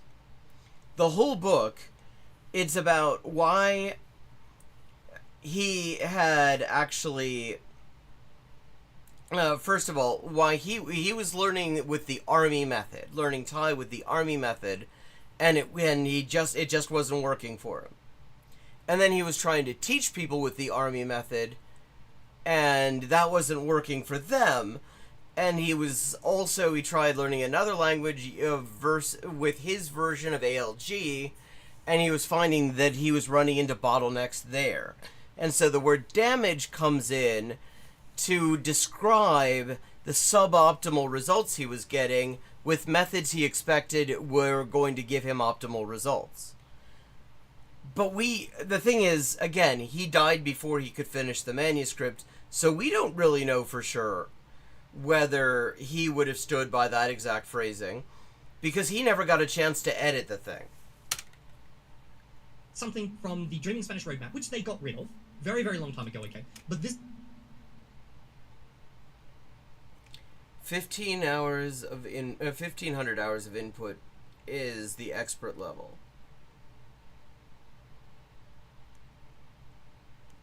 This is what was on the original Dreaming Spanish roadmap. See this? This is level 7. You are... Okay. You can understand any kind of TV show or movie, be it scripted or unscripted. See, and that would depend very heavily on what sort of input you'd be getting. Because the thing is, there are, like, TV shows and movies that are based on, like, Cervantes or something. They're based on novels and plays and things that were written 300 years ago. And if everything you've been doing has been modern stuff, you would probably have trouble with that, because a lot of native speakers also have trouble with it. For all practical purposes, comparable to a native speaker. You can understand more formal speech in writing, newspapers, novels, or technical text in your field without effort. You can understand any kind of TV show or movie, be it scripted or unscripted. By this point, you also have a good grasp of the country's pop culture, and you understand many of the cultural references in TV shows. You speak fluently and effortlessly, and you feel in control of the language. You may still make some mistakes or miss a specific word, but it doesn't hinder you from being an effective member of society. At 1,500 hours, that was the original claim that you... Listen and read a lot, add variety to what you read and listen to. Okay, yeah. All very good points here. At this point, it's easy to find media in the target language that you understand very well, but it's also easy to get comfortable and not seek new challenges. Valid point. Absolutely valid. This is kind of where that intermediate plateau comes in a lot of the time. If you want to continue improving, simply do things that you've never done before. Good advice. Try reading a book by a new author. Try watching a show about a topic you're unfamiliar with. About space, about the Middle Ages, about lawyers. About middle-aged lawyers in space, maybe. Have they done that?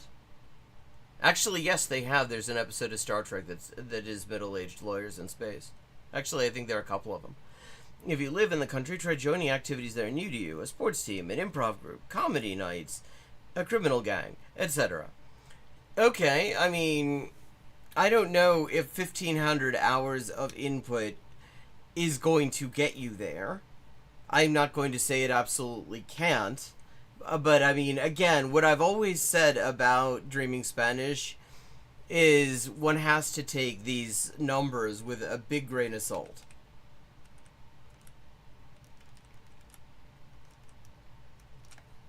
For all purposes, comparable to a native speaker. Okay? Now, credit to Dreaming Spanish for obviously editing that and pulling back upon it, but that's what basically ALG claims. And not only do they claim it to that point, they claim it to the point... Well, if they took that out, then they're clearly not standing by it, though. They clearly decided that, for whatever reason, promising that based on 1,500 hours wasn't necessarily wasn't something that they could really stand by. So that may be what they originally claimed. It's not what they're currently claiming because they took it down. You will reach a level in the language that no manual learner could ever feasibly reach, and you will always be in this weird state of there's a block between you and the language, and you have to go via this type of like random fucking thing that's sitting there. But you know, because you're not a native speaker, ALG reaches native speaker. You become a native speaker. That's the difference between ALG and other methods. Their belief around that. Okay. With regards to output, we hit the next slide. The mythical view of the silent period fluency. This is Dreaming Spanish's big misrepresentation. Now, this I find fascinating. When I first looked into doing ALG, I looked into resources for it. Okay. And I remember the ALG, some members of the ALG community, which let's be honest is fucking tiny. Okay. We're talking about how Dreaming Spanish represents the future of language learning because they implement ALG. If you want to learn Spanish, become a fluent native speaker, basically, you got to go do Dreaming Spanish. And this was proof that. Well, I mean, and I have a feeling it would. I don't know. I haven't looked at all their content. I don't know how much content they've even made. I would imagine it would actually have you on a pretty good way to do it, way to get there, if you went through all of it scrupulously and really paid attention and really let it wash over you and everything. I think you probably would be well on your way to getting there. It would be a strong foundation. I don't think it would get you there all the way, because to get there all the way, you would have to be looking at all sorts of things well beyond anything that any course can give you. The industry, the language learning industry, was finally understanding what you needed to do. And obviously since then there's been a lot more websites which have popped up for different languages implementing the same method as Dreaming Spanish. But now, after I have done 1,000 plus hours of this method and decided to call it quits, suddenly, fucking Dreaming Spanish ain't ALG, fucking poof! They just threw Dreaming Spanish under the goddamn bus! Well, no! This isn't... Okay, there is an overall methodology and there are specific implementations of it. This should be I mean, I would think somebody with a background in software development would understand different levels of categories. Like, you have, okay, like, there's something in a lot of software development, object-oriented programming, called a class. And a class has certain properties and certain methods associated with it. And you can make objects within that class that have those things, but they aren't representative of the class as a whole. They are a sub thing. It is a fairly fundamental, really basic thing. It's just a subcategory.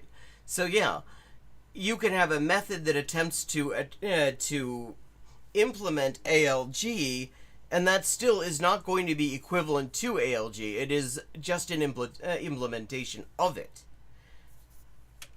What's going on here? Do you want to take credit or not? Okay, like if you want to say that they're not ALG at all, fine. Okay, but you're gonna have to fight with Pablo with that one. He went to. No, I mean what he said is something very different. He actually what this commenter said.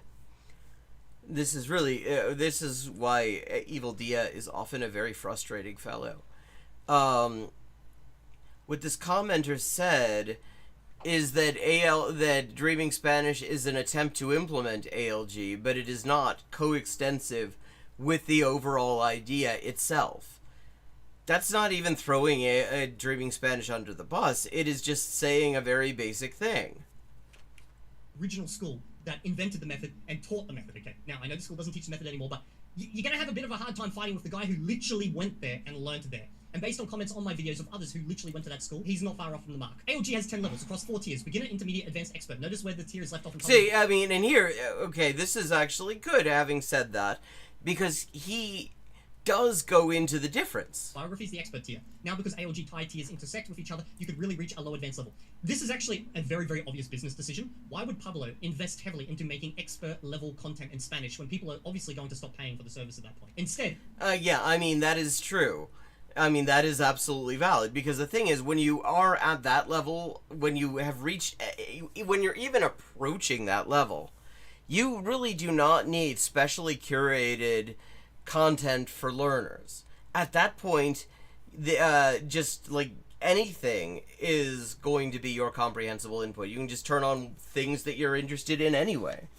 Yeah, I mean, from a business standpoint, from a just practical pedagogical standpoint as well, it makes perfect sense not to spend a whole lot of time creating the sort of content that somebody who is at that really high level where they are, if not near native, they're approaching it, somebody in the sort of C range of the Common European Framework, they don't really need curated content at that point. That's kind of the point of it. So you really don't need to spend a whole lot of time creating it for them, because they can just go anywhere at that point. He made a super beginner level because he noticed, oh, we have a bigger problem. The bigger problem is just jumping straight into beginner is actually way harder for people to be able to endure it. Like, you have to be a die-hard believer in the method to sit through beginner content and acquire enough of the language to be able to move on to an intermediate. That's why they implemented super beginner. And also, you'll notice that super beginner is basically direct method. They almost teach via direct method. The only aspect of direct method that they don't utilize in their super beginner videos is structure via a series. But on an yeah, exactly, because it's a completely different thing. He does not understand the difference between these things because he has no patience for theory. Individual video by video basis, it's basically that. And for those who don't know what direct method is, it's basically where you teach the language via the language. And I've made videos about direct method. Yeah, that's not the same. Like, lots of things teach the language via the language. Love it. It's a CI, very, very, very heavy input method, which is why I also find it absolutely insane when people say I'm anti-CI, because I literally have an Esperanto course. Yeah, I mean, again, it is a good example of how he just does not understand these things. But it is time for me to take a little bio break. I will be back in just a few minutes.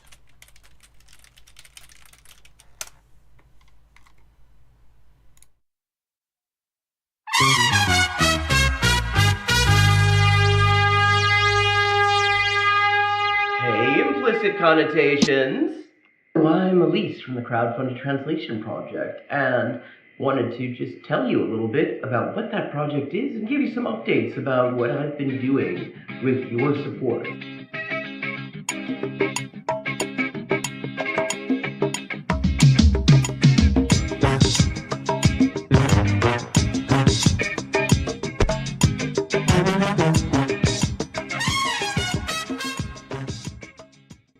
The Inessa Armand project. After finishing Kalantai's social basis of the female question, I put out a call for suggestions for the next project.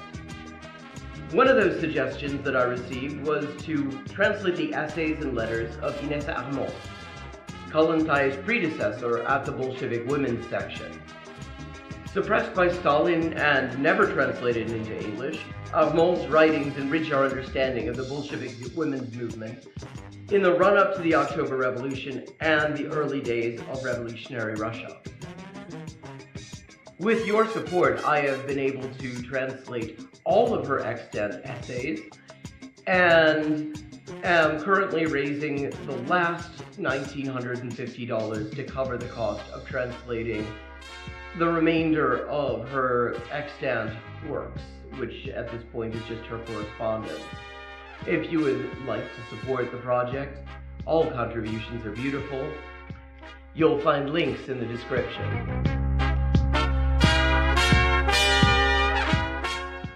The Punto Final project is a project that is really just at its inception. Punto Final, for those unfamiliar with it, i.e. likely most of the people watching this right now, was a magazine edited by Manuel Caviese Donoso that ran from 1965 to the eve of the 1973 CIA-backed coup in Chile, and then from 1989 to 2018, publishing a grand total of 894 issues.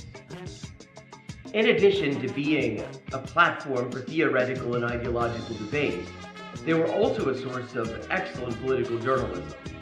Their real-time analysis of political developments in Chile, the rise of the Unidad Popular, the looming coup, and the limits of electoralism has aged extremely well, and is well worth reading for anyone interested in the period.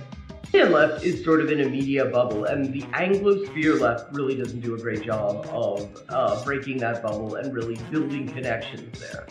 So the discussion that you hear in English about Chile, even in supposed left outlets, such as Jargon, often has little or nothing to do with the state of discussion amongst comrades in Chile.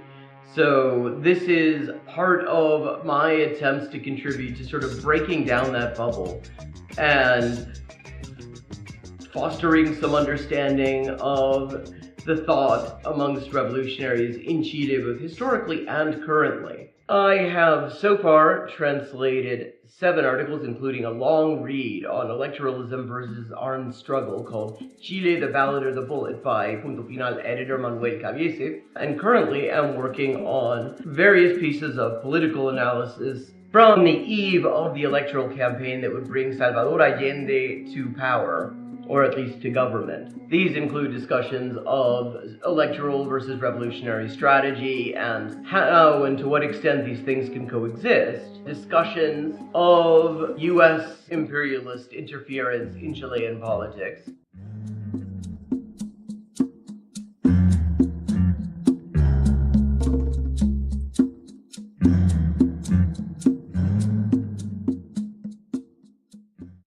one of the challenges of this project, since its inception, has been getting the word out. The billionaire-controlled black box algorithms that dominate our lives don't like small creators or small projects. Nor are they particularly keen on ideological viewpoints that are inconsistent with the whims of billionaires. What's more, they positively detest anyone who isn't paying for reach.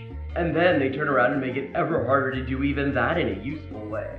The result of all this is that there are definitely considerably more people who would be interested in this project than actually see any of my posts about it. And that's why I have a small favor to ask you. Tell your friends about the crowdfunded translation project. Share the completed translations, link the Patreon and the Facebook pages. All those links are in the description. Let people know that this project exists and what it's all about. Let them know that I want to hear their ideas for future crowdfunded translation projects at crowdfunded_translations@elisehendrick.com.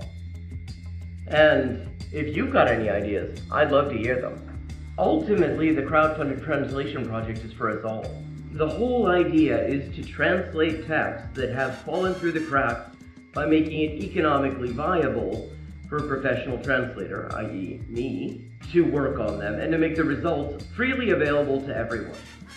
I think that a lot of great things are coming out of the project, and even more can result from it yet. But it all depends on making the project visible to the people who might benefit from it and consider supporting it. Thank you for watching for this length of time. I hope you found it interesting, and I hope that it will encourage you to get in touch with the crowdfunded translation project, look at our translations, to get in touch with, to get involved with the crowdfunded translation project. Make suggestions, read the translations, let people know that this exists. This could be a great resource, but it's been a real fucker trying to get the word out about it. So thank you very much. Even watching this and commenting and leaving a like and sharing it on your platforms, or even to yourself in an email apparently, will help increase the visibility of this video and thus of this project. Thanks so much, and see you on the next stream. Thank you very much. Even watching this and commenting and leaving a like and sharing it on your platforms, or even to yourself in an email apparently, will help increase the visibility of this video and thus of this project. Thanks so much, and see you on the next stream.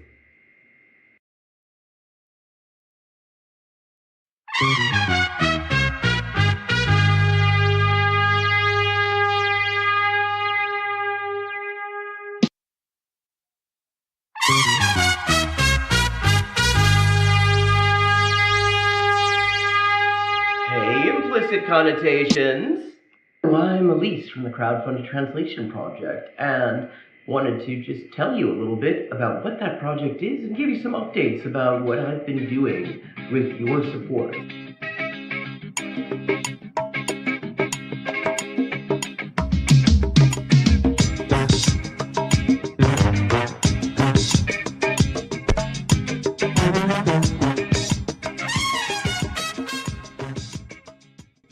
the Inessa Armand project.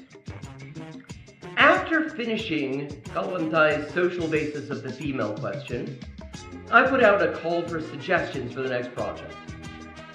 One of those suggestions that I received was to translate the essays and letters of Inessa Armand, Kalantai's predecessor at the Bolshevik Women's section. Suppressed by Stalin and never translated into English, Armand's writings enrich our understanding of the Bolshevik women's movement in the run-up to the October Revolution and the early days of revolutionary Russia. With your support, I have been able to translate all of her extant essays and am currently raising the last $1,950 to cover the cost of translating the remainder of her extant works, which at this point is just her correspondence. If you would like to support the project, all contributions are beautiful. You'll find links in the description.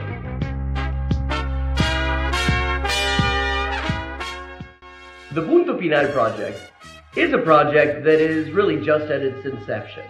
Punto Final, for those unfamiliar with it, i.e. likely most of the people watching this right now, was a magazine edited by Manuel Caviese Donoso that ran from 1965 to the eve of the 1973 CIA-backed coup in Chile, and then from 1989 to 2018, publishing a grand total of 894 issues. And I'm back with my cup of tea, which needs to cool for a little bit. So where were we?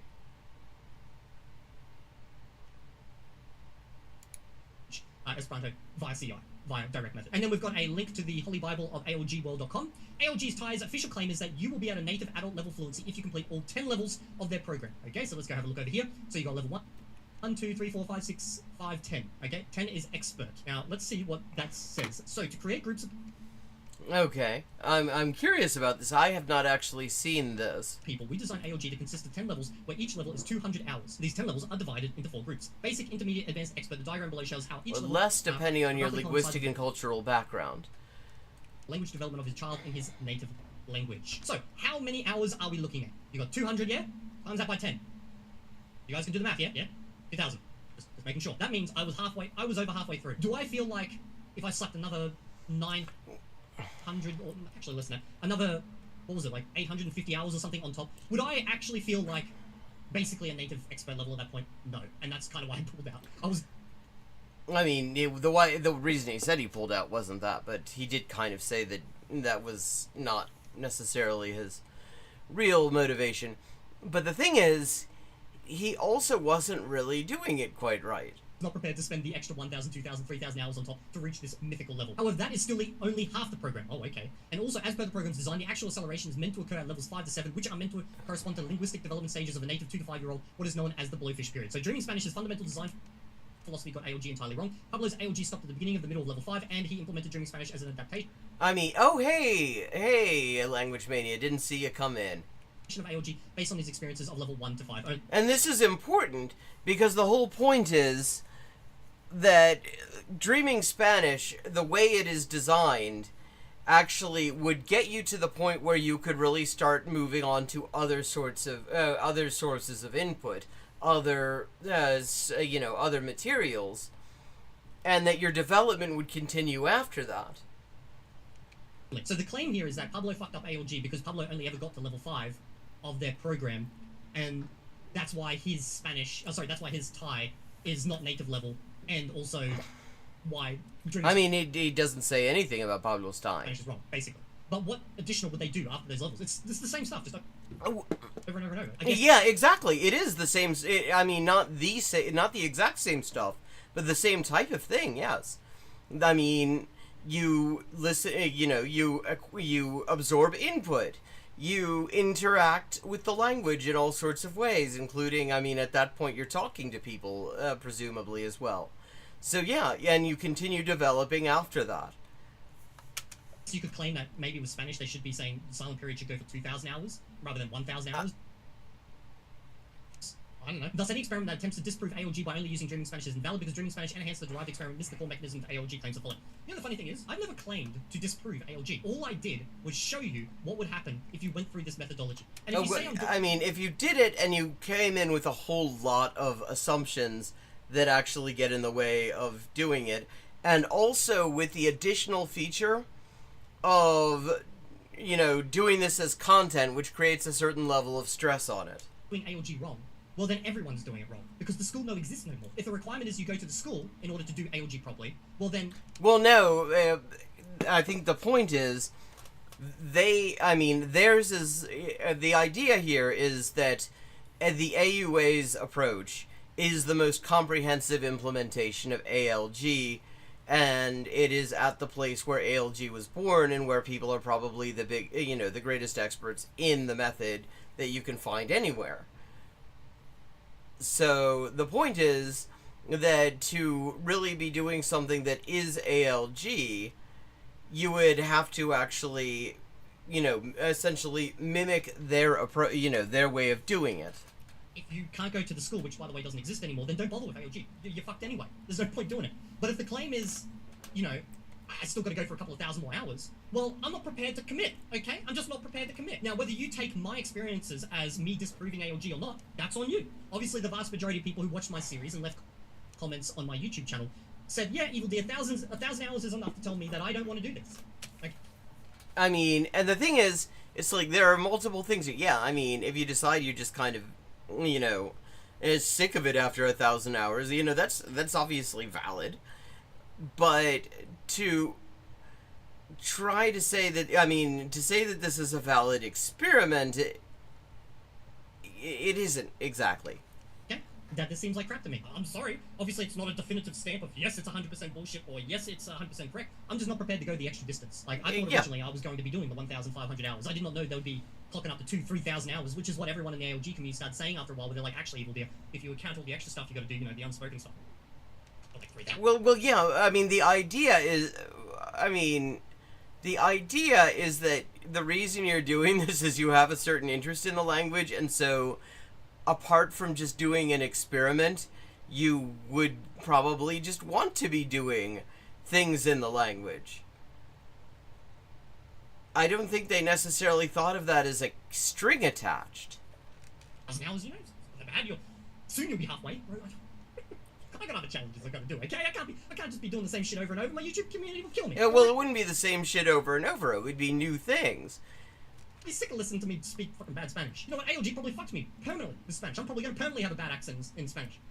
Anyway, whatever. In addition, ALG TIE is a curriculum with a graded progression. ALG 1 to 10 are stages in a course, not proficiency levels, and to hit like DS 1 to 7. The key difference is that it is a graded progression like ALG TIE. Each level builds on the level before. One Dreaming Spanish video does not necessarily build on the next one you watch because you may switch between proficiency levels or switch between Augustina, Shell, and Public. That sounds more like direct method to me because that's what direct method does. It builds on each previous video. Okay, he doesn't understand. Like, that's just the structure of a course. That's not any specific method.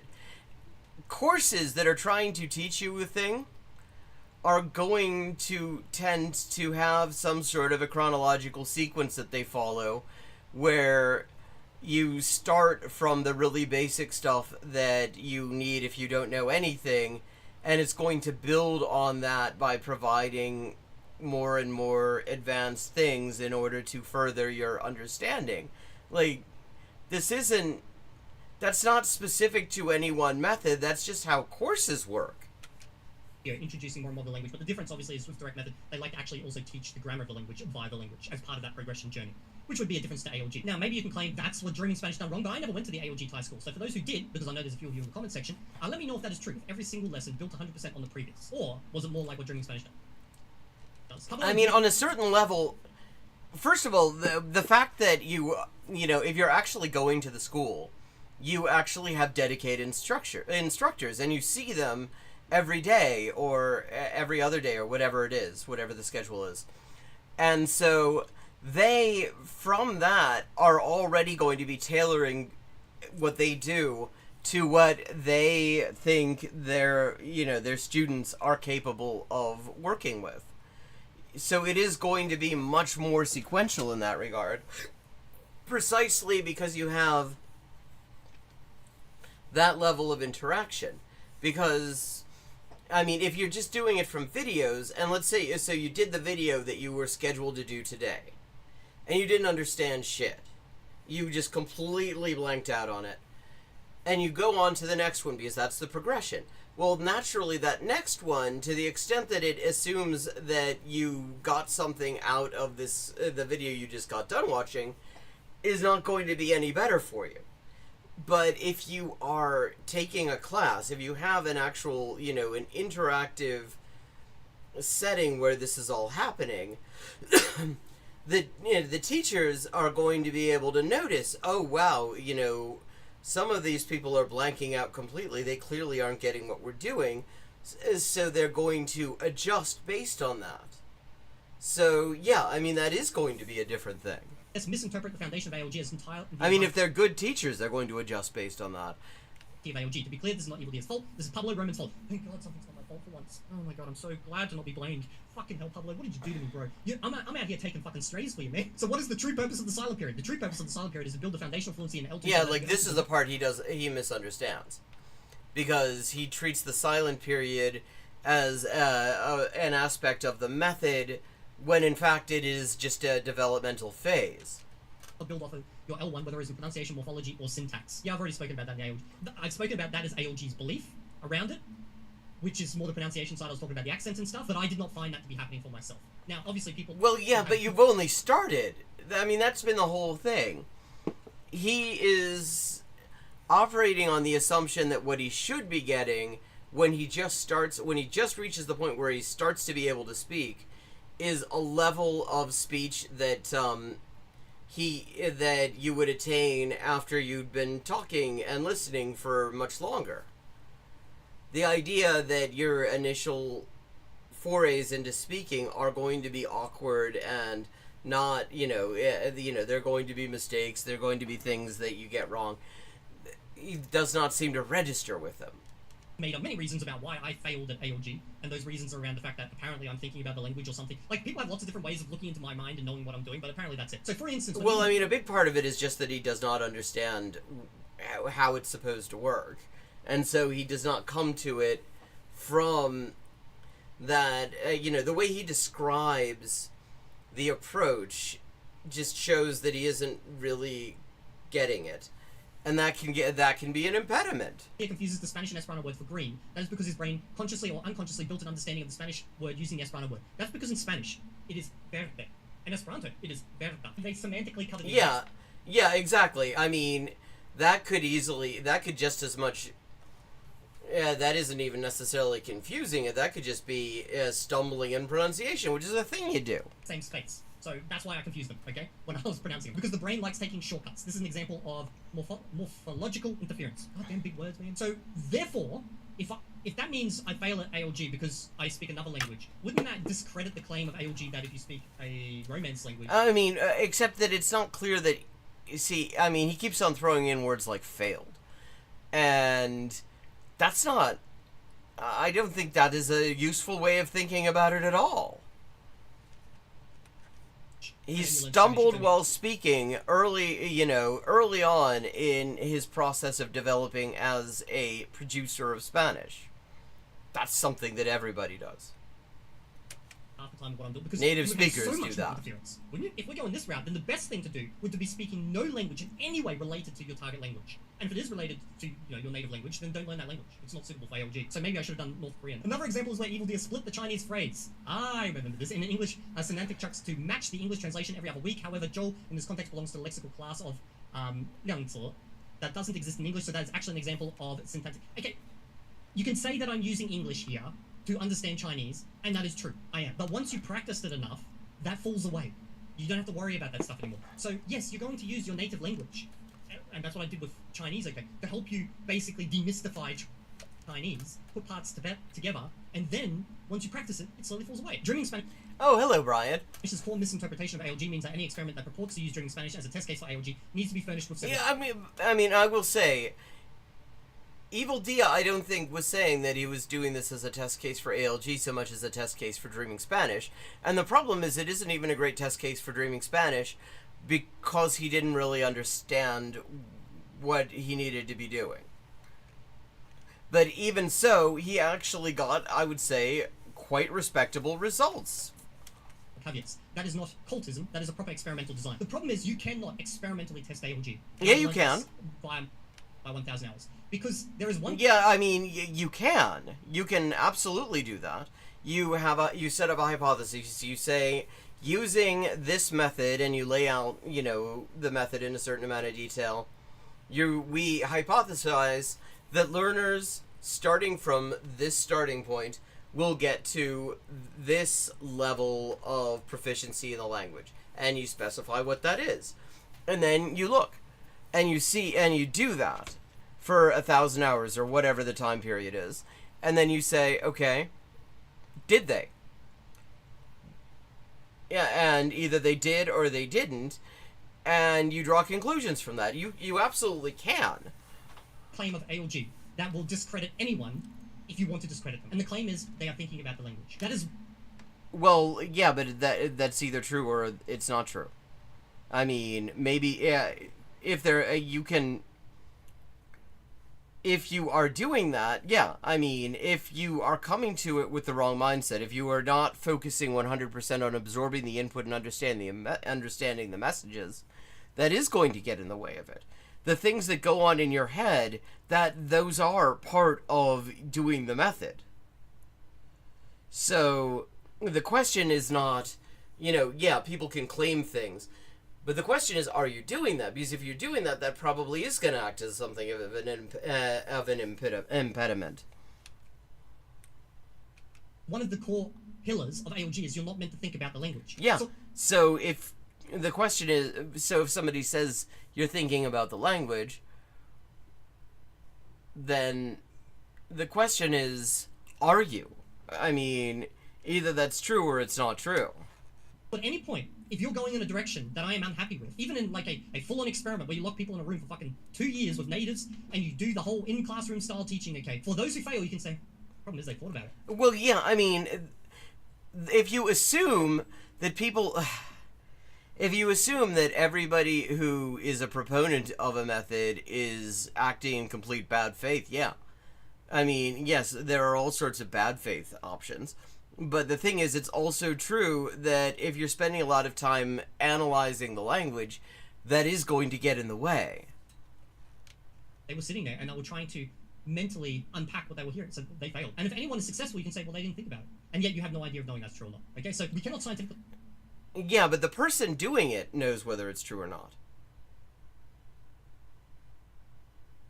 The person doing it will have some idea whether it's true or not. And if it is genuinely not true, that is one thing. And if it is in fact true, then it is another thing. Test ALG. It will never be scientifically testable. But I mean, it has been. It still takes two hands to clap. The other reason why Evil Deer's approach is not following ALG is because even from his first update onwards, he's still tracking how many words he has learned, or says things like, I would know this word if I was using any other method. In pure ALG, words are an artifact of grammar analysis. They don't exist, well, you shouldn't be doing any grammar analysis. They don't exist in real language, and it is also scientifically proven. Well, he also doesn't understand, I think, what is meant here by grammar analysis. That by looking at a waveform of any speech length, you cannot tell which section constitutes which word. And, the funny thing is... See, you cannot understand the concept of input. But the thing is, if you're doing it at an L1 level, then a lot of these interferences aren't there. You are not going to be analyzing and saying, okay, I think that's a classifier right there. Oh, I think that's a determiner. Because you don't have those concepts anyway. So you are just as purely absorbing the input as a person possibly can be. That's like saying color doesn't exist, because if you go down into it, that's literally just light bouncing off of the surface, and it's bouncing off of the surface at a different waveform. Sure, you could debate this on some individual level that you cannot see the words as a waveform, but we as humans do not deal with words on a waveform. We deal with them as audible chunks that we hear. And yeah, I didn't actually understand the point of the waveform remark myself. we notice patterns within those chunks, okay? So I don't know why you're trying to debate this here. Like, what is this? Now, I mean, I think what he's saying, though, on the whole, is that that the mentality that Evil Dia went in with isn't really a helpful mentality for this method, because he was doing a lot of measuring of himself, doing a lot of comparing, doing a lot of very explicitly thinking about like the grammar and stuff like that. And that is a distraction. It's also potentially a stressor that gets in the way in terms of the effective filter. I think that is what he's going for, and I do think that that is a valid point. And this is something that even most of the ALG supporters can't notice because they don't have a deep understanding of ALG. So I don't know this person. Maybe they went to the school where the one school that implemented ALG. Maybe they went through the entire program, and therefore they have a great understanding. Maybe this is literally David Locke. I have no idea. Okay, but unless you went through.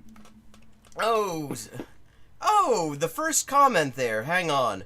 The first comment. Remember, I was talking about how somebody actually showed up in my comments to use Swain in defense of things Swain rejects.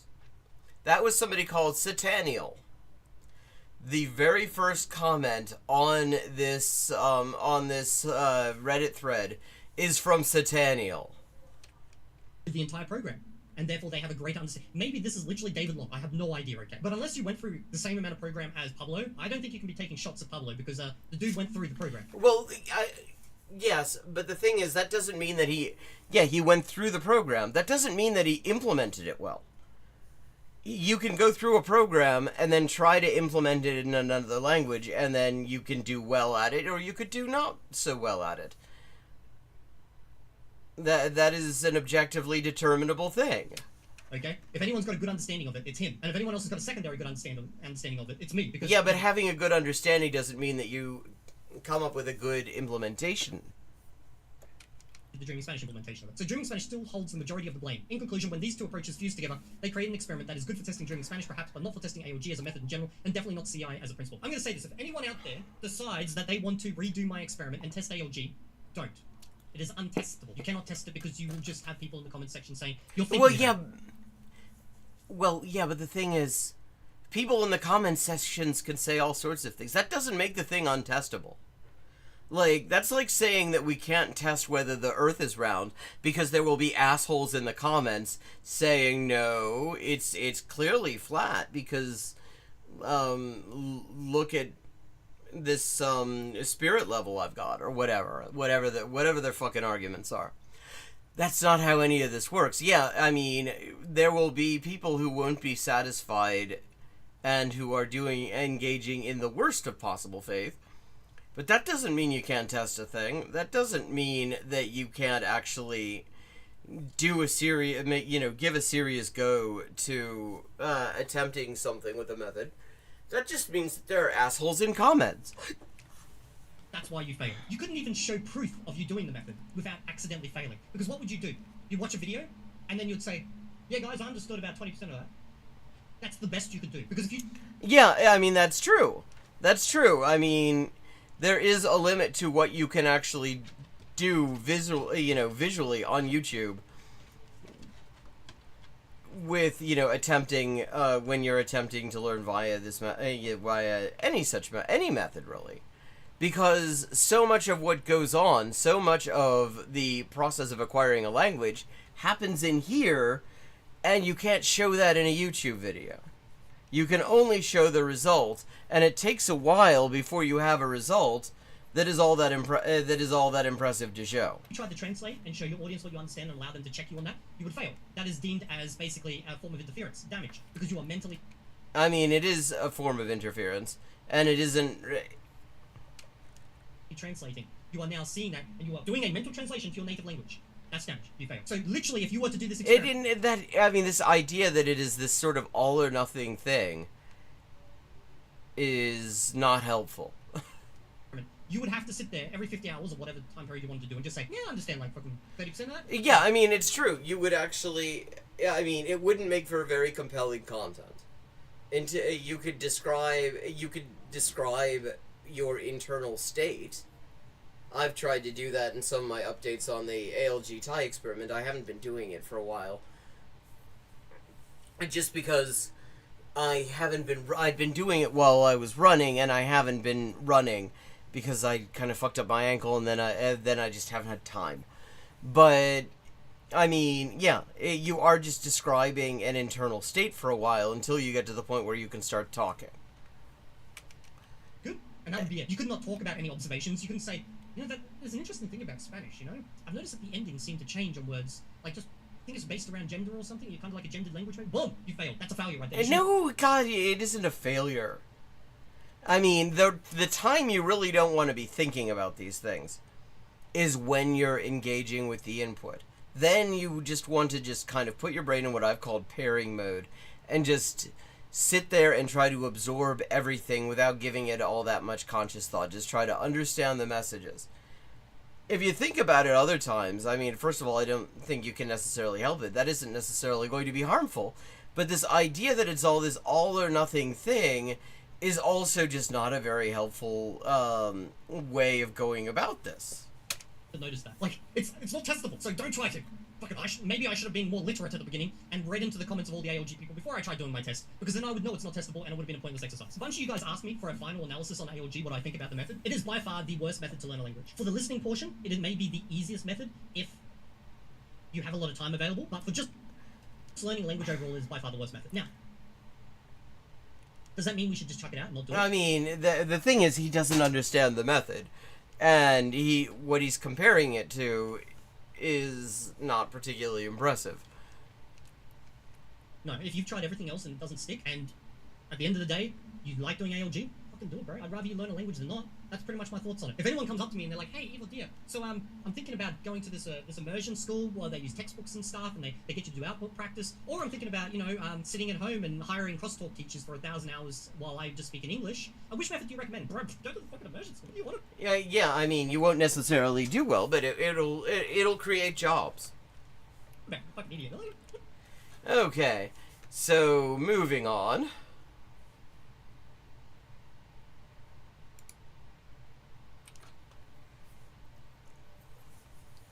We have a video from Nick, who says, stop saying this, and in the thumbnail it says there are many ways to learn a language. I'm kind of curious what he has to say, because he often has very worthwhile things to say on these subjects.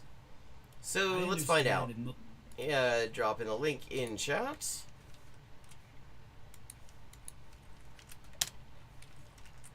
Trying to drop the link in chat. There we go. Most people don't like to be told there's a correct way to do something. I get that most people want to live in a world where every method is equally valid to do everything, but that's not true. My issue is not that people disagree with me on that, it's how they go about expressing that disagreement. Okay. Instead of saying, you think there is one mechanism in which language is acquired. Interesting. See, there's the key word right there, mechanism.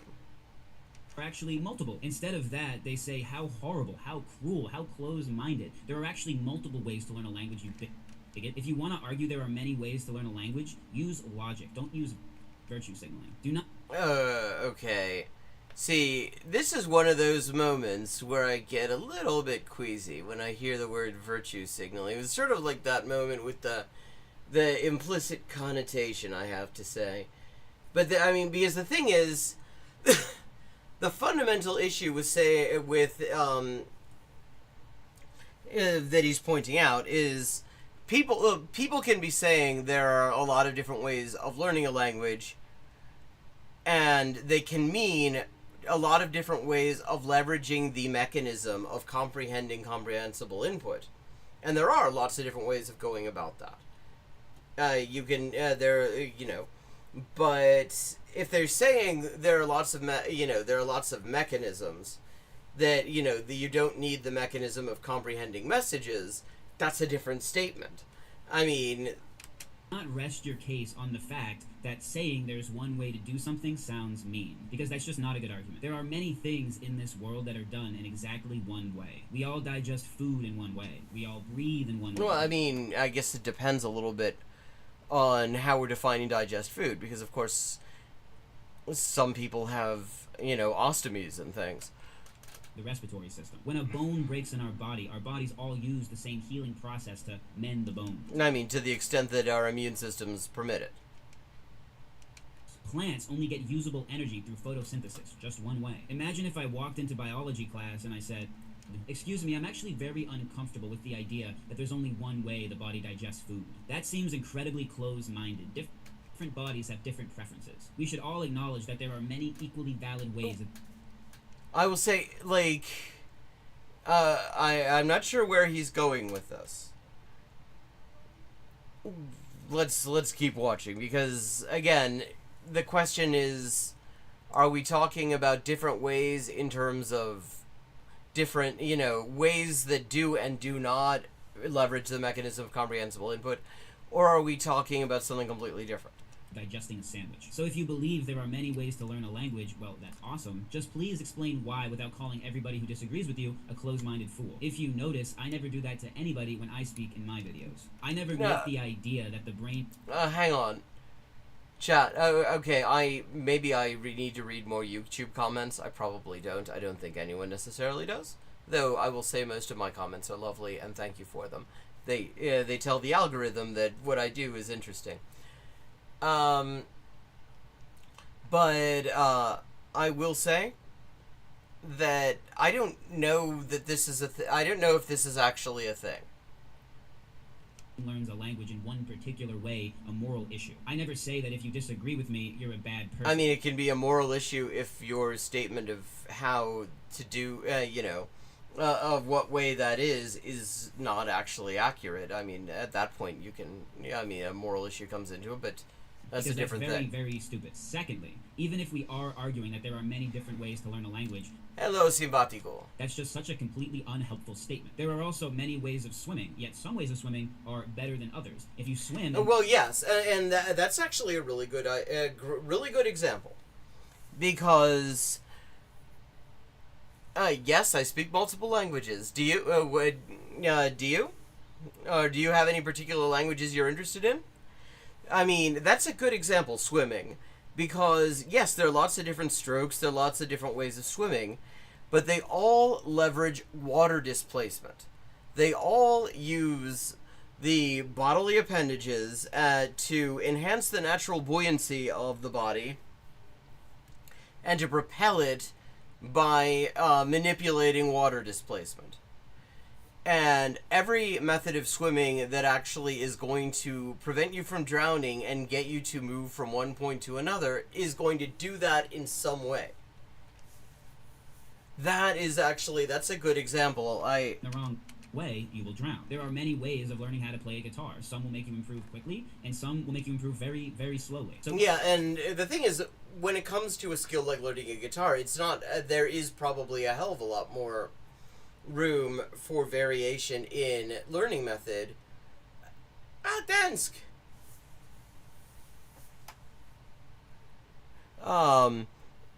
There's more variation there because it is a skill unlike language.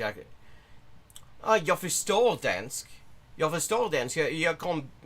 Jag pratar bättre norsk än dansk, men jag kan förstå, jag kan skönja det jag läser. Uttalelsen min är inte så bra. I can read Danish just fine. I have no trouble reading it. I have a little bit of difficulty understanding it when I hear it, because my formative Scandinavian languages are Swedish and Norwegian. But yeah. So, there's more room for different methods, different approaches when it comes to a skill like guitar or piano or something like that, than there is when we're talking about the mechanisms of language acquisitions. even if you think there are multiple methods the brain can use to learn a language, are you suggesting that they're all equal? Is smashing ourselves in the face with a textbook the same as flashcards, the same as listening to TV in Spanish while you sleep? Or are we allowed to discern better and worse methods? If you believe that we can, then coming to my comment section and calling me a fraud and telling me there are an abundance of unique and special ways for humans to learn languages, not only are you calling me a bad person, your comment isn't fully honest. I mean, and again, I think the fundamental question, I really hope he gets into this, is what we mean by ways.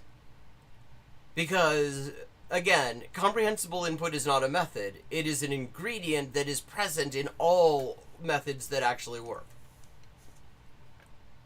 Honesty would be saying, I believe there are a handful of efficacious methods that we need to learn a language. And those would include grammar study, flashcards, Jag antar det finns mycket dialekter I Danmark. Med all de ögonen. Listening to the language. But the reason people don't say that is because they open themselves up to the same criticism that they're making about me. Some more virtuous person might come along and say, wow, you believe there are only 4 ways to learn a language? How close-minded. There's actually 13 ways you... Well, I grew up with German, Spanish, and English, so those are all sort of first equal. And then, okay, my working languages as a translator and editor are Russian, Japanese, German, Spanish, French, Italian, Norwegian, Dutch, Portuguese, English, Swedish, Danish, because translating, it is the reading that I mostly need. And not some, and so the fact that I have trouble with the hearing and sometimes and the pronouncing, it doesn't come into it so much. Afrikaans, Flemish. Let me see. I lose track at some point. Okay, so we've also the various former Yugoslavian languages, Romanian and Moldovan, which basically is Romanian, Korean, Yiddish, Catalan, Afrikaans, and let me see. I may have missed a couple, but also I'm kind of getting to the point of adding Finnish to my working languages. I think I'm sort of, I'm not entirely confident that I could, but I'm pretty close. Bigot. And then the next guy comes along and says, you guys are both bigots. There's 106 different ways to learn a language. And instead of having an actual logical discussion... Well, I mean, again, I grew up with 3 of them, and then I'm obsessive about these things. And I will tell you, one of the things that has really helped me get a start, and it is an input-based thing, although it is very much reading-focused, is I look in my target languages for a particular book translated into that language, a book that I happen to know practically by heart. Specifically, Vielmatsman by John Grisham, The Firm, because I've read it so many times and I like it, and so I can read that, and I know the book so well that I can read it in a language that I don't otherwise know, and focus on how they're saying things, and I pick up a lot from that. And then other than that, I mean, it's just lots and lots of different kinds of input, watching Tatalt and stuff. I mean, I guess depending on where you are in Denmark, you could probably get like German TV. So, I mean, just watching lots of that. There's definitely, input-based approaches are definitely the way to go, and there's definitely some good ones for German. We just get a contest to prove who's the most method-inclusive language learner. I make videos for the past version of me who, when starting out in language learning, was told that there are a million ways to do it and they're all equal and special. It kept me unable to even understand what language... See, there are things about the way he phrases certain things that make me just make certain hairs stand on end a little bit.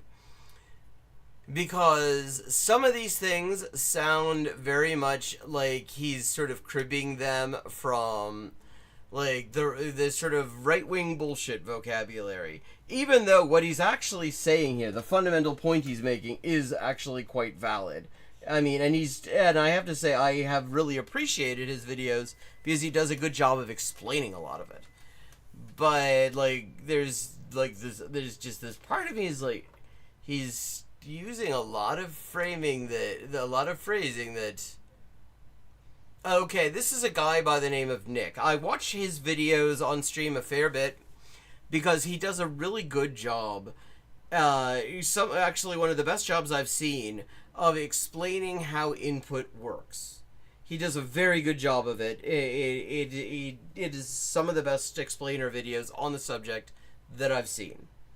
And so he's talking about here, he's talking about people who say that there are a million different ways to learn languages.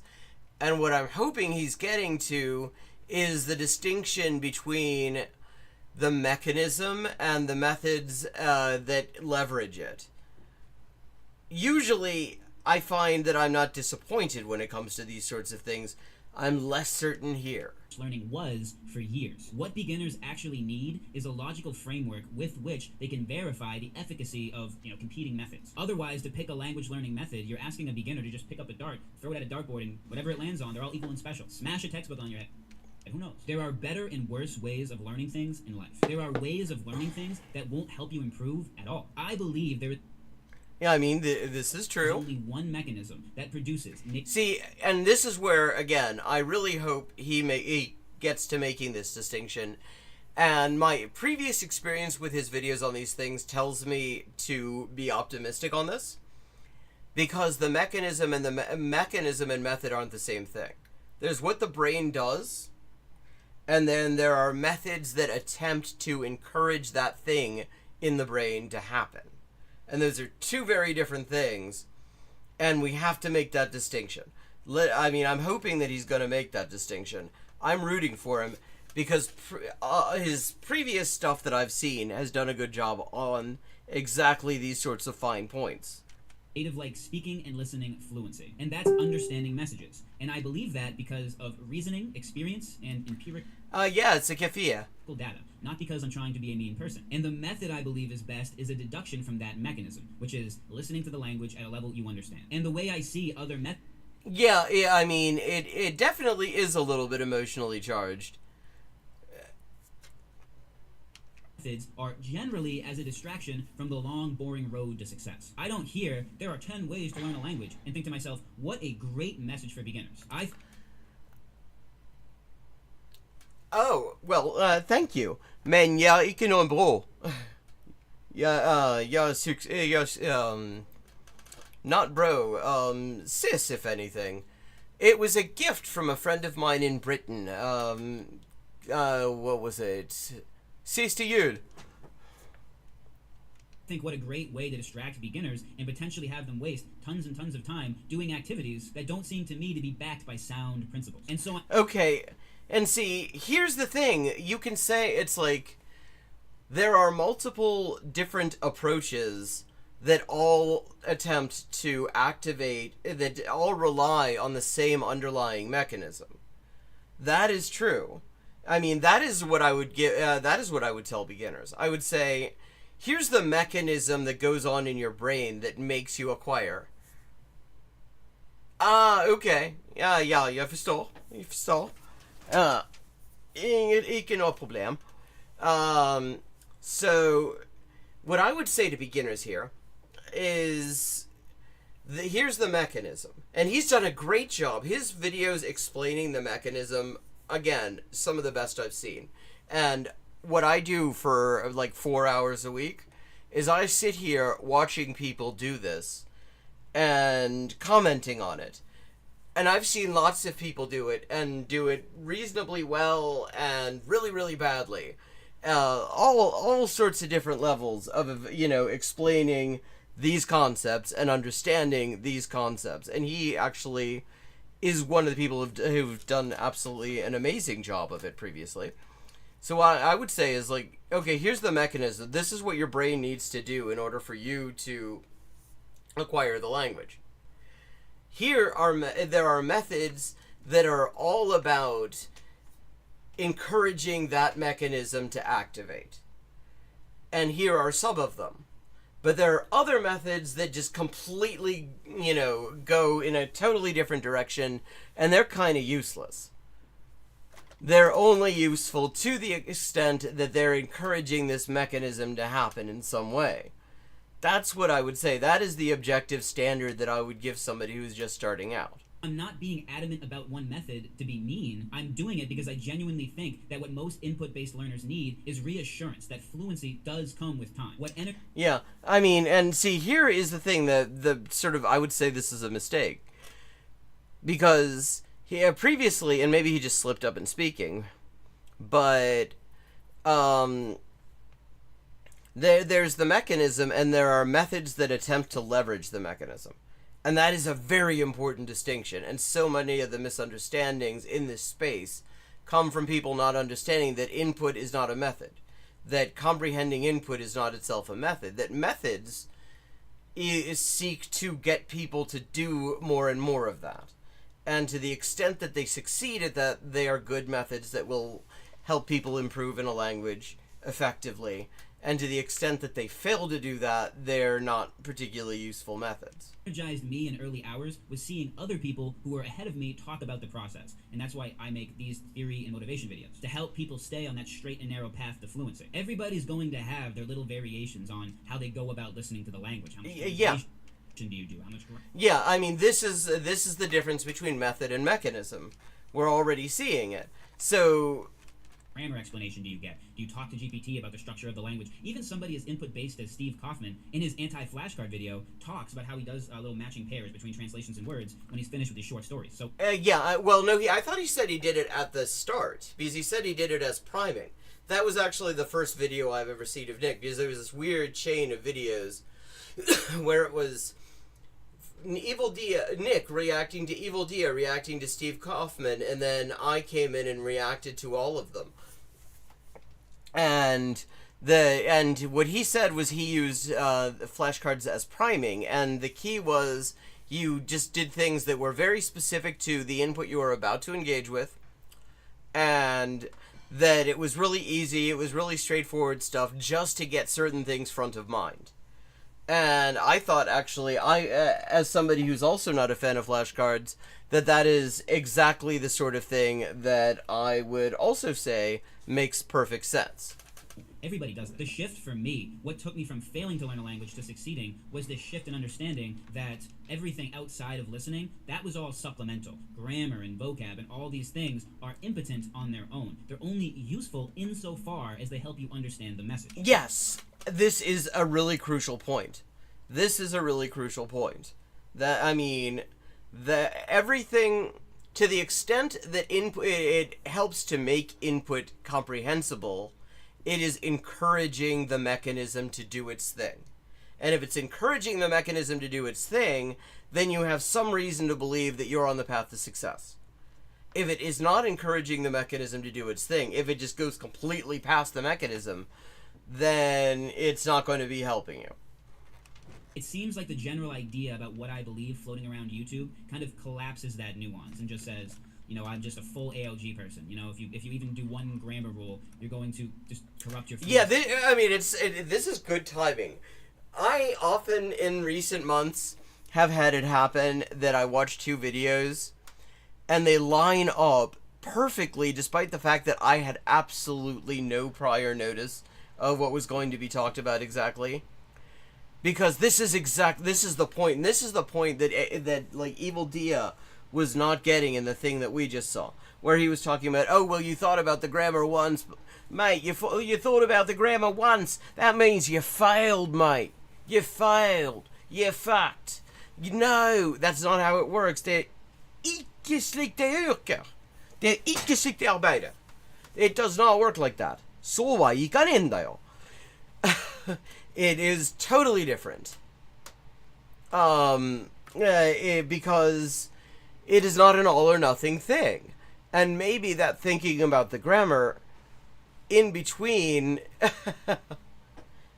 I can do some of them. I have actually watched a lot of comprehensible Australian input. I watched a lot of Aussie TV and movies. And listened to a lot of Aussie audiobooks. So I've absorbed it.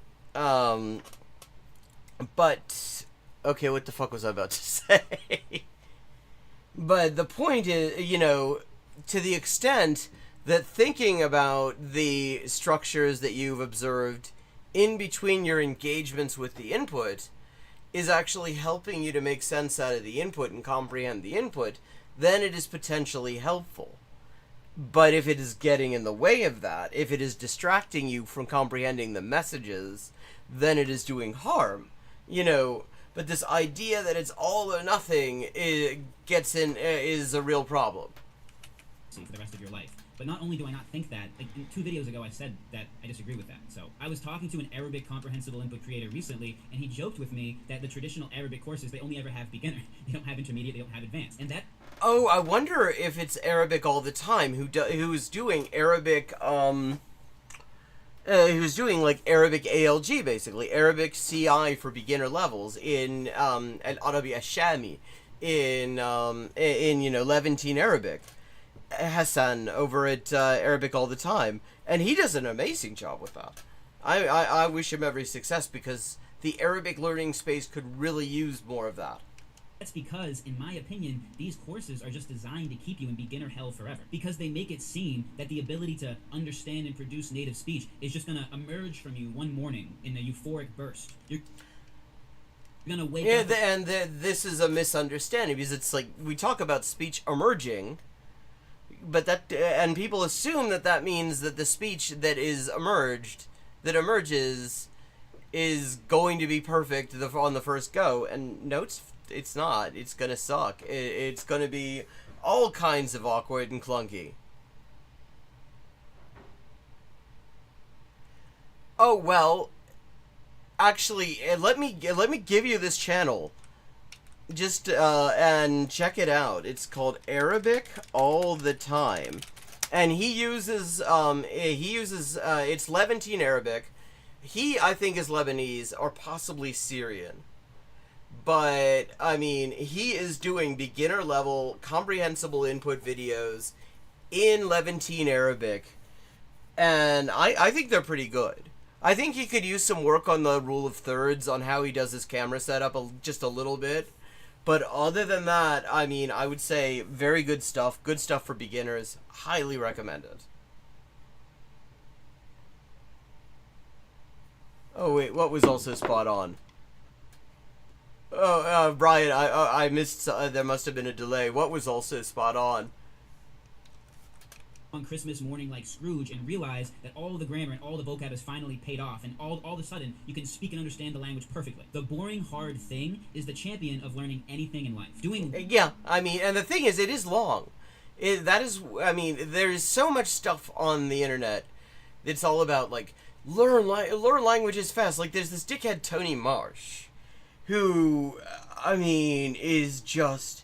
His grift is really, it is the most low-effort grift ever, because he just keeps on telling people to do the same fucking drill over and over again with very slight modifications, and he says this will teach you any language in 5 minutes or whatever.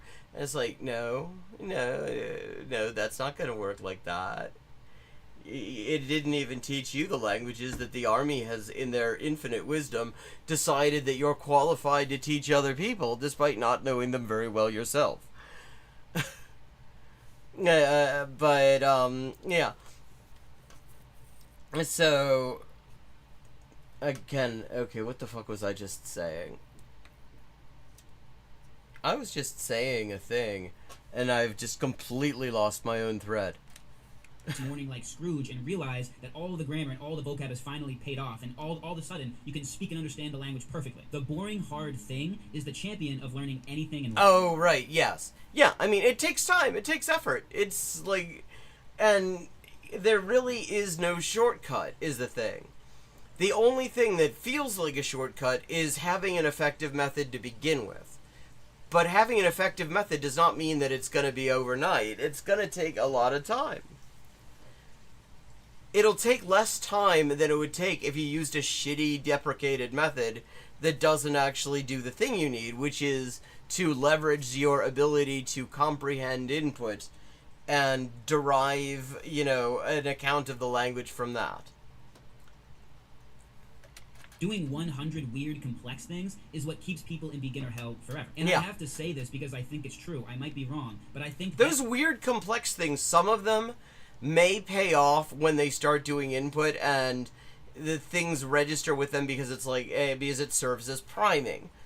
Those weird, complex things may not actually be completely useless to them when they actually get to getting some useful input-based stuff. But they're not on their own ever going to get them anywhere. A cohort of people in beginner hell is way overrepresented in YouTube comment sections. It's the exact same thing in finance YouTube. You have thousands of people in the comment section, thousands of videos talking about okay. We get all these interesting little bits of backstory. So, previously we'd heard, like, possibly a degree in maths of some sort, and finance YouTube, okay. combined with some of his choices of phraseology, a picture begins to emerge. But I still have to say, it's like he's done a very good job with explaining a lot of this stuff. You can get rich day trading, while the silent majority of people who are actually successful in investing just buy stocks and hold them for years and years and years and let them just compound without constantly buying and selling. And it turns out that day trading... Well, yes, I mean, because that's also a situation where there is only one mechanism, and that mechanism is we generate surplus value when we exploit labor to produce commodities. in the long run do usually worse than traditional. You could do like a Krashen-esque, like satirical Krashen parody where it's explaining investments and surplus value. Investors, while spending, days of day trading, days of thinking about stocks, what they're going to buy, what they're going to sell, putting in thousands of times the effort for a worse result. Or in fitness YouTube, 75% of the content is about strange exercises and... Yeah, I mean, that's the thing, because it's about monetizing. And the thing about monetizing is a lot of the things that are very effective are not actually the easiest things to monetize. Like, to a certain extent, beyond the really sort of beginner to intermediate level, comprehensible input is hard to monetize because there's tons of it. The world is full of it. I mean, depending on your language, if you have some not very widespread language, I mean, if you're learning like Ainu or Dzongkha or something like that. Well, there's Bhutanese state TV is on YouTube. You can watch it. But I don't know how much material there is for Ainu. And so that's another thing. But if it's like Spanish or Chinese or German or even something less common like Georgian or Finnish, there's tons of input. Not all of it ideally digestible for your absolute beginners. I mean, in the case of the less common ones like Georgian, for example. I actually got to speak some Georgian today. Because there's a Georgian girl who works in the supermarket near me. I never get to speak Georgian, so that was fun. But, like... it's hard to monetize a lot of this stuff, and so much of what YouTube is full of is people trying to monetize bullshit, or trying to monetize very slight modifications of something that's real in order to claim that they've got some sort of unique take on it that you should pay them all the money for, or whatever. And yeah, but the thing is, the fundamentals here are not very they're not easy to monetize because they're so ubiquitous. Complex diet routines where the reality is the only thing you need to do to lose weight is to just eat less food. It's hard. Well, I mean, okay, that's not always great advice because actually that at a certain point that can slow down your metabolism and fuck you up.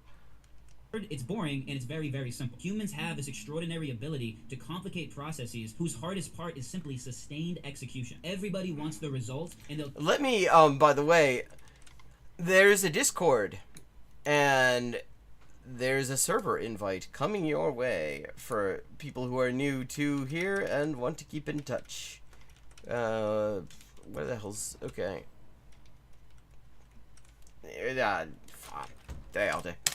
There you go. Feel free to join in. They're willing to put in like a really tough, sprint to get it. But nobody likes this idea of a giant time commitment, a huge... Yeah, I mean, the thing is, I think people would be probably more willing to make a giant time commitment if there wasn't this obsession with making everything fast. Making everything fast even when it's not clear why it's supposed to be fast. Like, in what situation is somebody going to need to go from 0 Spanish, say, to can be confused for a native speaker level Spanish in a short period of time? Like, to the extent that's not gonna, first of all, that's not gonna happen. That's not gonna happen in just a couple of months. Not if you've got 0. I mean, and when I say zero, I mean like no closely related languages even. Like zero, zero Danish, but Norwegian is not really zero Danish because there's so much overlap. But if the situation requires you to go from absolutely no knowledge to perfect, native level knowledge in 3 months, it's not going to happen, and it doesn't even seem like it would be a situation that is likely to arise in real life. But we have all of this obsession in the culture with doing things quickly. Even when it doesn't even make sense that you would need to do them quickly.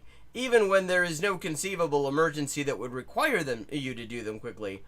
And the idea that there are things that simply take a certain amount of time is deeply runs deeply counter to dominant strains in this culture. And I think that's part of the problem. People are looking for things that are going to make things happen and, make them learn the language in no time at all. And the fact is, it does take time. It's going to take how long it takes.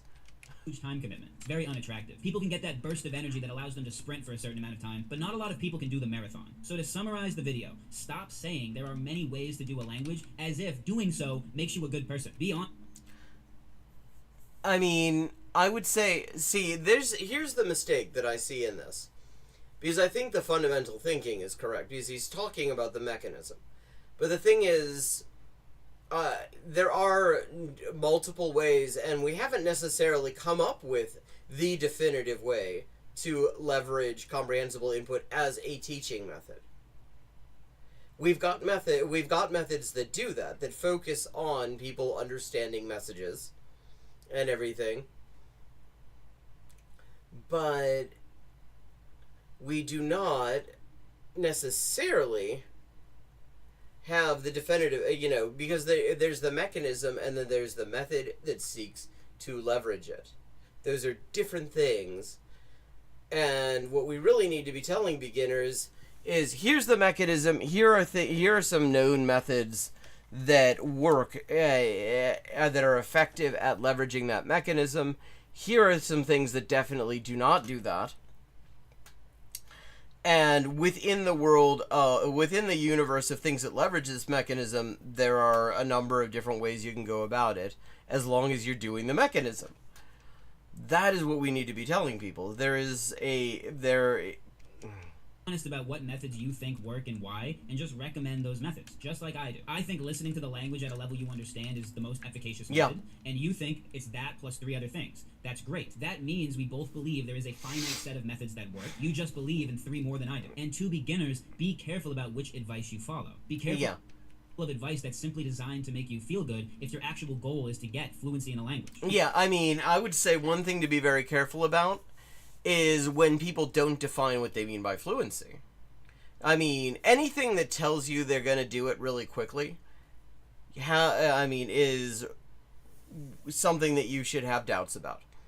Anything that talks about fluency but does not ever tell you what they mean by fluency, does not actually explain it in a way that is meaningful to you and allows you to judge it and compare it to the absence of fluency, is something to be careful about.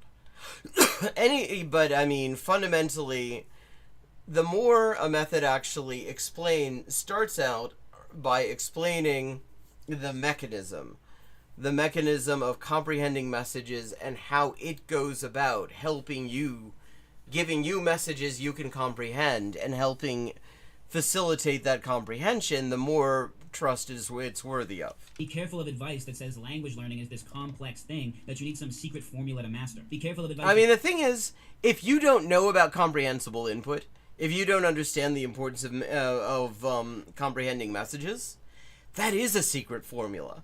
Like, if you know it, it makes total sense. If you've experienced it and actually experienced success with it, it makes all the sense in the world.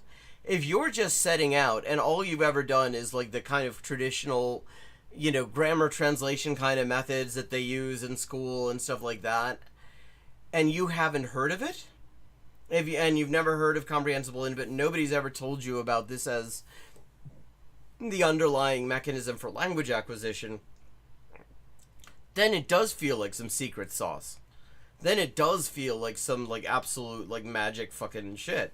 Because it is so totally different than the entire thinking that you've been exposed to in the world of language acquisition up until then. Promises too much too quickly. I succeeded in language learning because I had the discipline, the environment, and I had a functional theory that I was given to explain how all this. Those are all worked. key. I put my faith in that theory for a time. I saw results, and I realized its implications.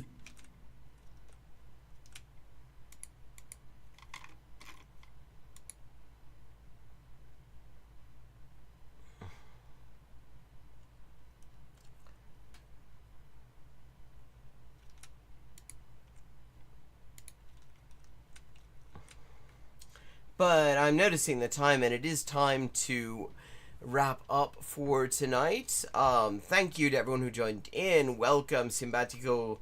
I do hope to see you in the Discord. I expect that I will be back at 4:30 p.m. tomorrow, U.S. Eastern Time, to continue the stream, although there is the possibility I might actually end up having other plans. So just check in the Discord. I will let you know once I know for sure. I'm going to go and do something about eating things, and I look forward